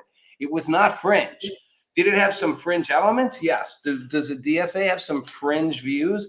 Yes. But I would argue they are tapping into something very mainstream, which is— No, they're not. They are, and I'll tell you what it is. They're tapping into several simple points. They're tapping into the cost of my energy, my rent, my insurance, my food should not be, my healthcare shouldn't cost more than my rent, and it should be a national priority to lower the cost of my rent, food, energy, and healthcare. But that's what he wants. Who wants? Deaton. I'm not arguing Deaton doesn't want it. I'm saying so does Mandami. So does Al Saeed. These people aren't fringe. They want to make a national movement priority out of doing these things. Secondly, they feel like the government should be more transparent. I'm not saying they will be transparent, but they're saying it should be. They're worried about monopolies, and they're worried about AI taking over. You just played the most cleanup for the DSA. None of them have expressed these views, and any of their candidates don't express these views. Listen to their no, speeches. They haven't. I have. Saeed's speeches, he literally says, if you are like me, he uses the words, good. He's like a Martin Luther King. If you are me, he's like Republican, Democrat, I don't care. If you are me, you are tired of healthcare being too expensive. If you are me, You No, don't no. think you should have Every to choose politician between taps feeding your into kids that. and blank. If you are This me, is not new. government should be doing blank. He literally says these But things. that's They all do. not that you're missing the point. Every single politician talks about these things. Everybody running for office talks about these things. This is not unique to DSA candidates. What how they what you're talk about it. missing is their actual political plans, their views, and how they want to actually have and their policy views are not mainstream by any stretch of the imagination. They are a minority in terms of their policy views. This because the rhetoric matches what the pain points are does not match the actual policy views in solving those problems. That is where they are the minority. What you're missing is the entire movement online that is organized for the DSA does not care about that. That's not even their objective. Those are just talking points as a means to an end to get into power, to fundamentally implement policies that are very, very unpopular within their own constituents, within their districts there. It is a farce. That is the difference. Yeah. The I don't policy. agree. I don't agree. I understand that argument, and it's a valid one, Landy, and it's definitely one both the Democrats and the media and the Republicans are making. I actually think, I'm not saying it's completely off base that they want to do this. I think you are missing how big this groundswell is. The DSA candidates, people like that, are going to get more and more and more popular. This election, 2028, they're not going to get less because people are going to be like, I'm not saying some don't have a radical agenda, Landy. Let me finish. I'm not saying they don't. I'm saying they're not just mouthing words. They are tapping in to something very visceral and very real. And it's not every candidate saying it. Donald Trump doesn't say it. Donald Trump says your energy and food is fine. Deal with it. Joe Biden said it's fine. Deal with it. He never said that. These people, he literally said it. He said, so your grass will go down. Don't worry about it. You know, it's not as bad as you think. Best economy you've ever seen. There is a groundswell on the left and the right. Marjorie Taylor Greene was closer to it. And there is both sides are coming at this. And the DSA is not going away. This is what you just explained is why MPG lost. Unless the moderates get in there and fight for these things. What you just explained, and first of all, I think you're missing what I'm talking about here. I'm not saying that there isn't a groundswell in support for these people, but the reality is the underlying policy proposals that they have are not what the majority of people want. Just because you can hit on all of the pain points and successfully sway and create a groundswell for those pain points does not mean that the policies match what those people actually want to see. You can disillusion a bunch of people with rhetoric, and that's exactly what they are doing. I'm on the ground, right? I'm actually doing this outside of this space. I'm heavily involved. Okay. This is where you need to understand that from your perspective, you are playing cleanup with their underlying policies when you say stuff like that, because the groundswell isn't for their policies. The groundswell is for their rhetoric, and the actual underlying machine does not match the rhetoric. They're exploiting a flaw within the Democrat Party and weaknesses within the Democrat Party to seize power and implement policies that are intensely unpopular, even within those districts. They're not out there explaining in detail how they want to implement policies and how those policies would work. They are just giving you the glow up version of here's a pain point and here I'm going to solve that pain point, right? And it's the same thing that Mamdani did. And then, you just said it earlier when you hopped on. He pitched all of the, well, we're going to have free food. And then they want ID for it. Well, they walked it back now because he literally was doing bait and switch because he wasn't out there. He had an intensely unpopular policy that he's hiding behind a veneer, right? That is not actually economically viable. It sounds good when you talk to people about it on the campaign trail, but it's almost impossible to implement effectively. So these are not popular policies with the majority of people in New York, right? That it's just not. That is the disconnect between policy and rhetoric. You can get a groundswell for the things you say. And what they've been doing and very effectively doing is covering for the real underlying policies that they want to implement with this glow up veneered version of policy. Now, granted, this is politics 101 across the board. But my point is social media is where they organized, and they took the blueprint from what Trump was doing in his first term.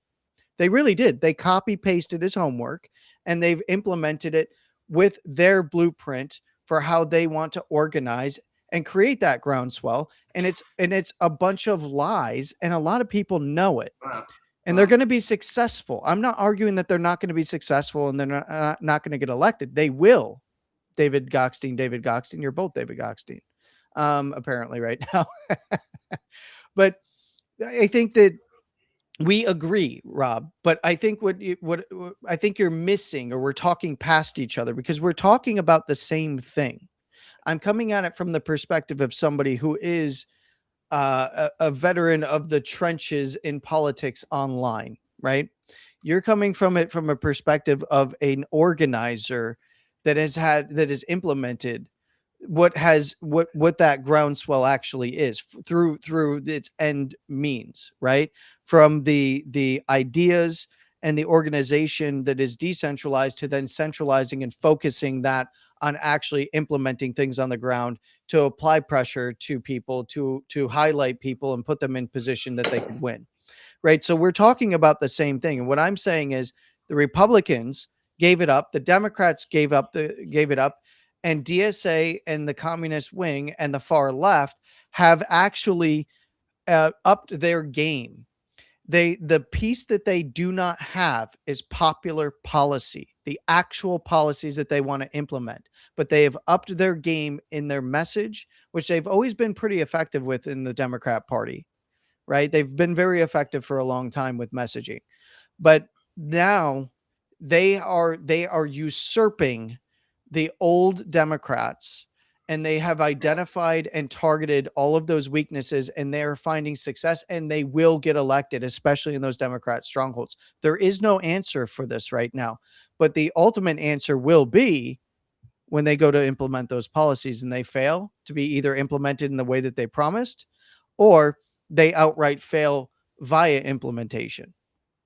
Yeah. Well, there's a third answer, which I'm going to just toss out real quick. I think you hit it on the head when you said this is politics 101. And this is how both sides respond. If you remember, you heard this same argument about MAGA and Trump. They're lying about what they really want to do. When they really get in, what they're going to do is blank. There's truth in that always. What I think the unseen part of it is, there is an anti-woke populism on the left. There is also an anti-woke populism on the right. That is different than the DSA socialist and their crazy, woke, nutty, communist, as you like to call it, agenda. It is hyper possible that as they get in, they do a Mandami and they start to morph. They want power more than they want to change the world. They really don't want to change the world as much as they want power. I will not be shocked if Mandami wins a second term in Jewish New York. I will not be surprised if a lot of these DSA people get in and they conform more toward a more left populism than their kooky shit. I could be wrong, but I think somebody has to fill the gap with results. And the results, I think there's a shot that someone's going to start doing it. Thus, bring it back to John Deaton. They're independent type candidates who would want to do these same ideals. It's who's ever going to get in power will have a shot. I would not rule the DSA out as they'll get in, they'll try shit, and everyone will realize how crazy they are, and they'll vote them out. I don't think so. No. The system absorbs all. You see, this is like Brandon Herrera is another example. Really like Brandon Herrera. He's probably going to win, probably going to go to Congress. But one of the things that I've talked to members of Congress about in the past, myself personally, is that especially newer people, when we're talking 2018, 2020, 2022, and 2024. So, and current conversations I'm having. This is we're in the realm of where you go in bright-eyed and bushy-tailed like you're going to change the world, and you're going to serve your constituents, and what you slowly find out is the system itself is set up to sabotage exactly that. And what you have in New York with Mamdani is he's not really drastically changed position. He just hasn't been able to fulfill his promises, and he's had to make a bunch of compromises because the system forces it. And what it will do is it will try to corner you. And if it can't corner you, it will oust you. Okay. And this is exactly the way that the system works, and this is why you know that we need a groundswell, and it's going to happen on the left, and it's going to happen on the right, and it will be populist, and it will be an upheaval, and there will be a massive battle. Look, there's a lot of people that are running through the DSA and adopting all of their talking points just to get in power. Just to get in power. They have completely different ideals and goals for what they want. They're utilizing the woke movement. They're utilizing the trans movement. They're utilizing all of the different movements that are far left as a tool to get in power and then position others in power. Mamdani was very effective in New York in doing this at a state level. All right. Especially during the primaries. And you're going to see more and more of this. One of the bigger issues is Democrats don't know what to do to prevent this outside of hemming them in through those systems, which is what they're trying to do to Mamdani in New York, because he would go full force. You got to understand, he's not a socialist. His ideals and policies don't fall under socialism. They fall under communism. All right. They do. They really do. And there's a lot of people that don't understand what the difference is. They don't understand that one is a step to another. They don't understand the actual the actual way that these policy implementations would go. But he is being hamstrung by the state itself. But on the other side, they're trying to play a give and take. We're going to give you one thing to get another. That's why they bailed out New York on the budget issue. Right. And then he gets a win that he can go and campaign on. We balanced the budget, even though it came from Albany. Right. But then they're hemming him in different ways. And, you know, he's had a faux pas here and there. He wanted to do the stores and bodegas thing. And then he made the critical error of, we know how we would actually have to implement this policy, is we would have to have guardrails on it. And that means ID. And now they don't know what to do. So they're walking it back. It will fail. Well, you guys ran it for 45 minutes. I didn't even get to touch on the things that I wanted to touch on, but okay, great conversation. I'm glad that you guys came on, though. Nice background, Rob. I love it. Love to see it. It's a little white, but all right, you know. I like it. I like it. Landy, you like it? I like it. I can't tell what it is right now. I think I see a light. It's white. It's Studio too light. white. It's I got to studio some lights? color. Are you in a studio light on a white wall? Okay. He's doing his studio's gonna look. It's too white. It's too white. I'm not that white. This is not TLC, okay? You could take it a Home Improvement or whatever that fucking television show is. Put some we'll color be back on the wall. next Friday for you guys. It is nice. This is Rob. You're on a 2-game win streak where you haven't been yelling and close to having an aneurysm. It's a blessing. I never wanted to have to yell. I've always known my ideas are superior. Anyway, I'm not even. You see, I'm going to continue to move forward and not go and play into these little kiddie games. Rob Nelson can be seen Mondays and Wednesdays at 8 p.m. Eastern Standard Time on the Gokshi News Network. Also, Landy can be seen Mondays, Wednesdays, and this Friday at 8 p.m. Today, 8 p.m. Eastern Standard Time. You got a guest coming on. I don't know his name. Tony. There you go. It was a T, and he'll be on there, and they'll be breaking down hand readings and all. Like, you should tune in. It's going to be a great show. And they're going to talk about markets. I'm being facetious. Talk about markets and stuff like that. Good. Thank you, guys. Hope you have a great, wonderful weekend. Thanks for showing up. I'll go ahead and close up the show. Thanks, Landy. Thanks, David. Thanks, David. Thanks, Rob. David. I'm just going by what your thing is. Thanks, David. Wow.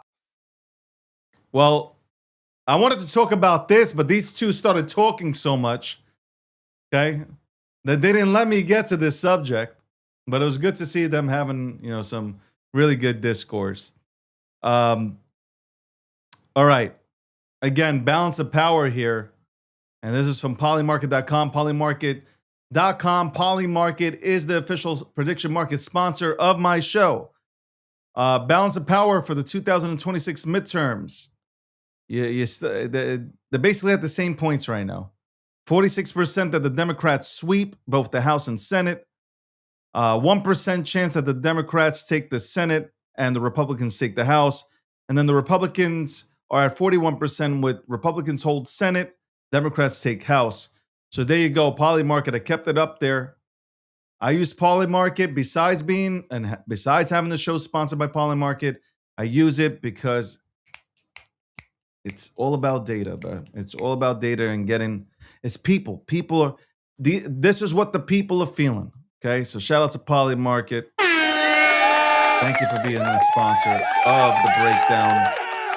We really had a great show today, ladies and gentlemen. I feel like we had a great show, and I'll be back. I'll be right back. There were people calling in, but I was like, you know what? I got to go. It's Friday. It is Friday. I got to go and do what Rob does. I want to go tan my balls. So I'll be right back after this commercial break sponsored by Midnight. What first got you excited about blockchains? Think about it. Oh, wait. I bet it wasn't multi-million-dollar hacks, exposed data, or finding somewhere safe to store your seed phrase. Was it? Maybe it was the idea of decentralizing a broken financial system. Maybe it was imagining a world where people own their own data and get to sharing the value it creates. Or maybe it was the promise of a fundamentally better way of connecting, communicating, and transacting. The next phase of the internet that empowers us instead of exploiting us. So why hasn't that happened yet? Why are we still living with the same broken system that blockchains promise to fix? It's because blockchains can't keep a secret. Enabling open, transparent systems was only the first half of the challenge. For blockchains to really change the world, they also have to be able to protect our sensitive data when it matters. And that's why we built Midnight, to bring down the final barrier to mass adoption and unlock the full potential of the decentralized web. Let's build the internet we deserve, together. Ladies and gentlemen, we all know this in crypto. Ownership matters. That's why Cake Wallet. Cake Wallet gives you full control of your digital assets, all in one easy-to-use application. You can store Bitcoin, Litecoin, Zcash, Monero, and many more with just one secure backup. Swap between coins in seconds. No copying addresses, no complicated steps, and even includes Bitcoin Lightning for faster payments. And with Cake Wallet built in, you can use crypto in real life through debit cards or gift cards. Simple, secure, self-custody. Download Cake Wallet and take control of your crypto.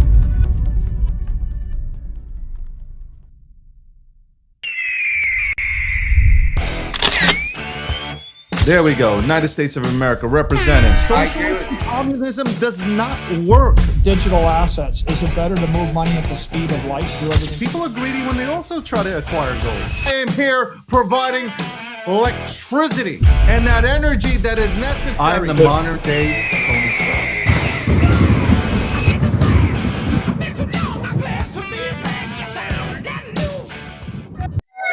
Welcome back.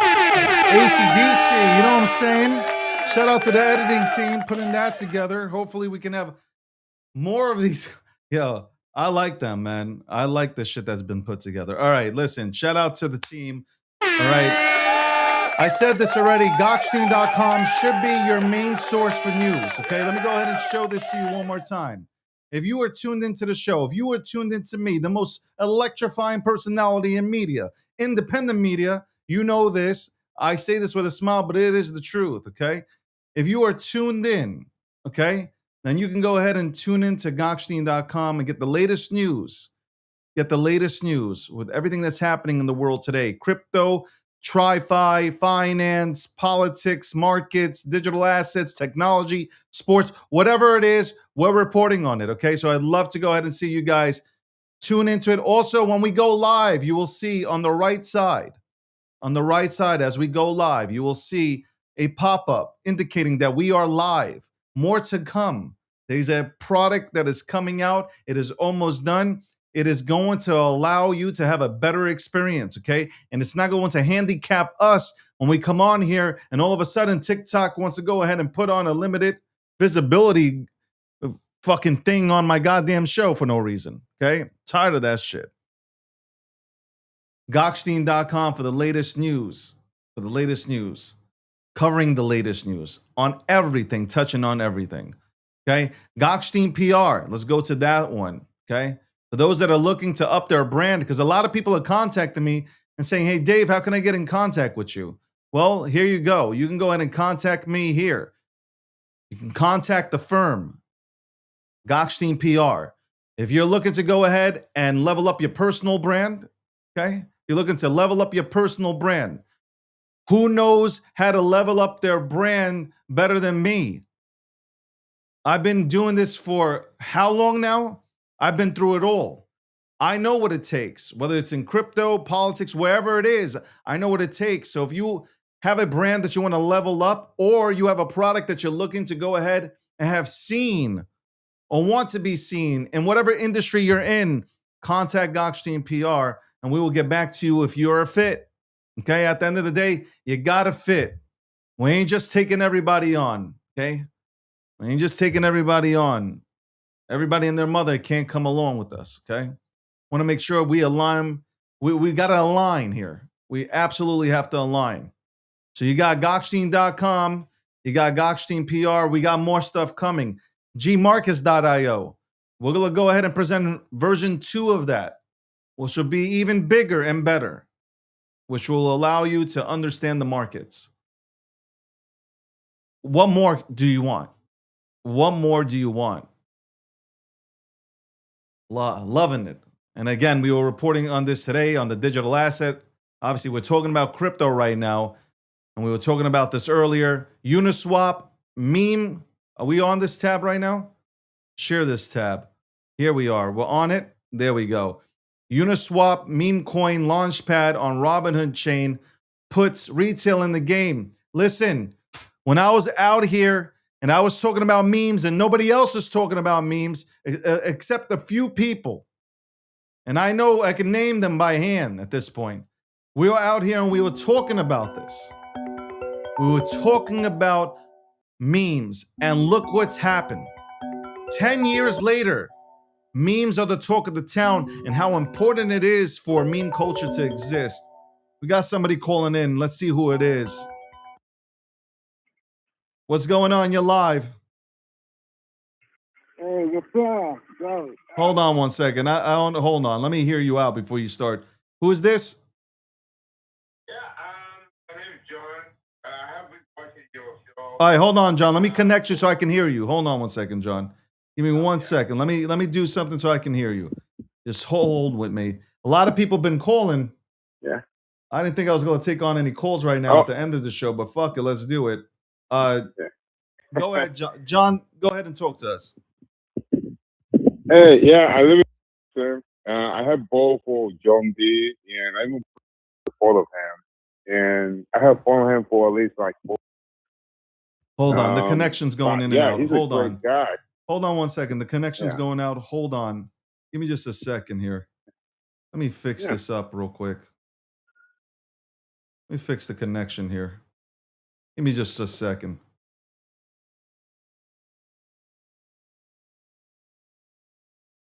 All right, are you with me or no? I can't hear him. Are you with me, John? I think, what's his name? John? Are you with me or no? Can you hear me? Yeah. Hold on. I don't know why it's not. Give me a second. I know last time I wasn't connecting. Why? Hold on 1 second. Are you with me or no? No, hold on. You're with me on. God damn it! It won't. Can you try this out again? God damn it! What is wrong with this thing, man? Yeah, I can call you back again. No. Hold on. I hear you. Let's go. What's your name and where you calling from? My name. I live in Massachusetts. I live in Lynn, Okay. and I'm going to vote for John D. I have voted for him the last election he was doing against what's her name? The one is right now, I forgot. But we always name her like the Big Wish. But the one who's against Kurt in Massachusetts. So you voted for John last time? Yeah, I did. All my family, we did. Are you going to But do it he again? could beat her last one. Yeah, I'm going to vote again for her, for him too. My family support him too, and I'm going to make sure someone else that vote for him too because he's a great guy. He is a great guy. He's done a lot for the crypto space. Now he's running. He's trying to do a lot, not just for crypto and tech, but, and for the American people. But at the end of the day, he's also trying to do a lot of things for Massachusetts, right? Yeah, because it's not easy to live here. Because right now they're trying to do a lot of stuff for legal immigrants. And what's your stance on right illegal? now we're doing What's your stance on illegal immigrants? illegal immigrants. I don't support them. I came from the Dominican Republic. Okay. My dad did all the right way. He did the papers, everything, and it took him a while to do that. And it's unfair to see people come in and just skip the whole process. And my mom, and my mom and dad don't speak much English, but they don't support that kind of stuff. Like people come in undocumented way. Yeah, I mean, we have a big problem in this country. Look, my parents came in here and they waited online to get into this country. They went through the process. There are a lot of people that have immigrated from other countries into this country and they went through the process.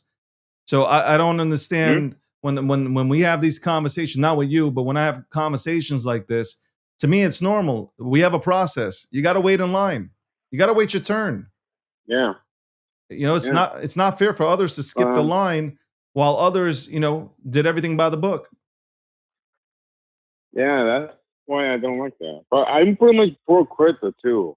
But I do support Char from Canada. I do hold them too. But I pretty much. What was that? Go ahead. Yeah, I do hold Canada as my biggest holding for crypto, and I do support Char. I always watch his videos. He always posts. Char from Cardano. So that's your biggest position, Cardano?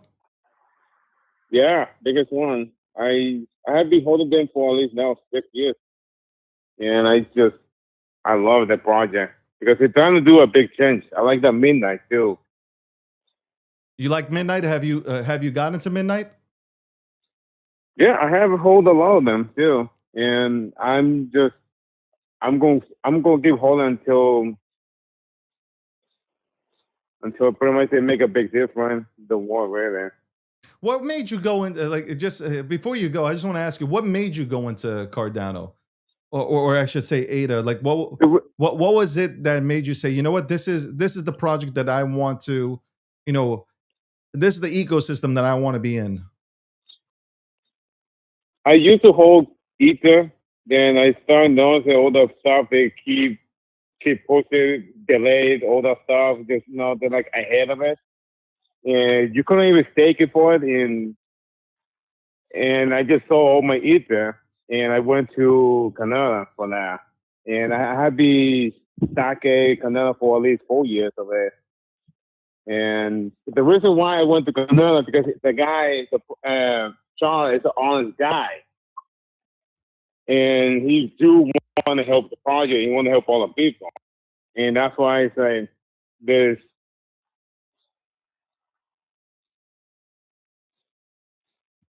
I don't know if I lost you, but it sounds like you broke up. Oh no! The only reason I used to hold Ether, I sold all of my Ether because Canada has a willing way to help the community, and it's an honest project. It does not scam. It is the most secure one in there. Do you see and this is the last question for me, do you see Cardano making a big comeback here? Yeah. Oh yeah. Cardano and Midnight together. Them and Midnight together. I appreciate you calling in though. And I hope that you Yeah. so like it starts with the people when I talk about this. The people start this. Like if you guys really want to see John Deaton become the next senator in Massachusetts, you have to go out there and actually you got to be vocal. You got to talk to friends and family. You got to say, hey, this is the change that we're looking for, right? Yeah, all my mom, my dad, my two brothers, they're gonna vote for him. I told him all the reasons why, and he said, "Oh yeah, let's do it." And because I will tell all the people that at work, I say, "Hey, dude, just vote Joe D. He's much better than the guy he's right now. Is an old dude, like 86 years old, but it's not good for us." That's right. We need some life to come back into these seats that are especially into the Senate. We need some life, and we need people doing the people's work. Yeah. Okay. So thank you for calling in. I appreciate you. Hopefully you call back, and thank you very much for watching the show. I appreciate it. Thank you for taking the call, and yeah, I will keep watching your video. Thank you so much. I appreciate you. God bless. God bless. Ladies and gentlemen, that was, I missed like 4 of the calls, man. I'm sorry. Again, guys, I'm sorry about that. We're going to have a better system. We will have a better system where people can go ahead and call when we can talk about crypto. We could talk about politics. We could talk about trending, like anything trending news. It doesn't matter. Okay. I have no problem with that. Absolutely no problem with that. Especially when people call up here like gentlemen and grown ass women. We can go ahead and have the conversation. By the way, again, I was talking about Uniswap meme coin launchpad on Robinhood chain puts retail in the game. So to me, this is like a dream come true, right? I've been talking about this for years. Nobody really took it seriously, but now they're taking it seriously. So seeing this play out, it just puts a smile on my face. It really does. It puts a smile on my face knowing that it's not that I was right, but it was right there for everybody to see and nobody was looking at it. And it was crazy. Why? Why are you guys fading meme culture? Meme culture, you live in memes. You really do every single day. Life, I always say this, life is a meme. It really is.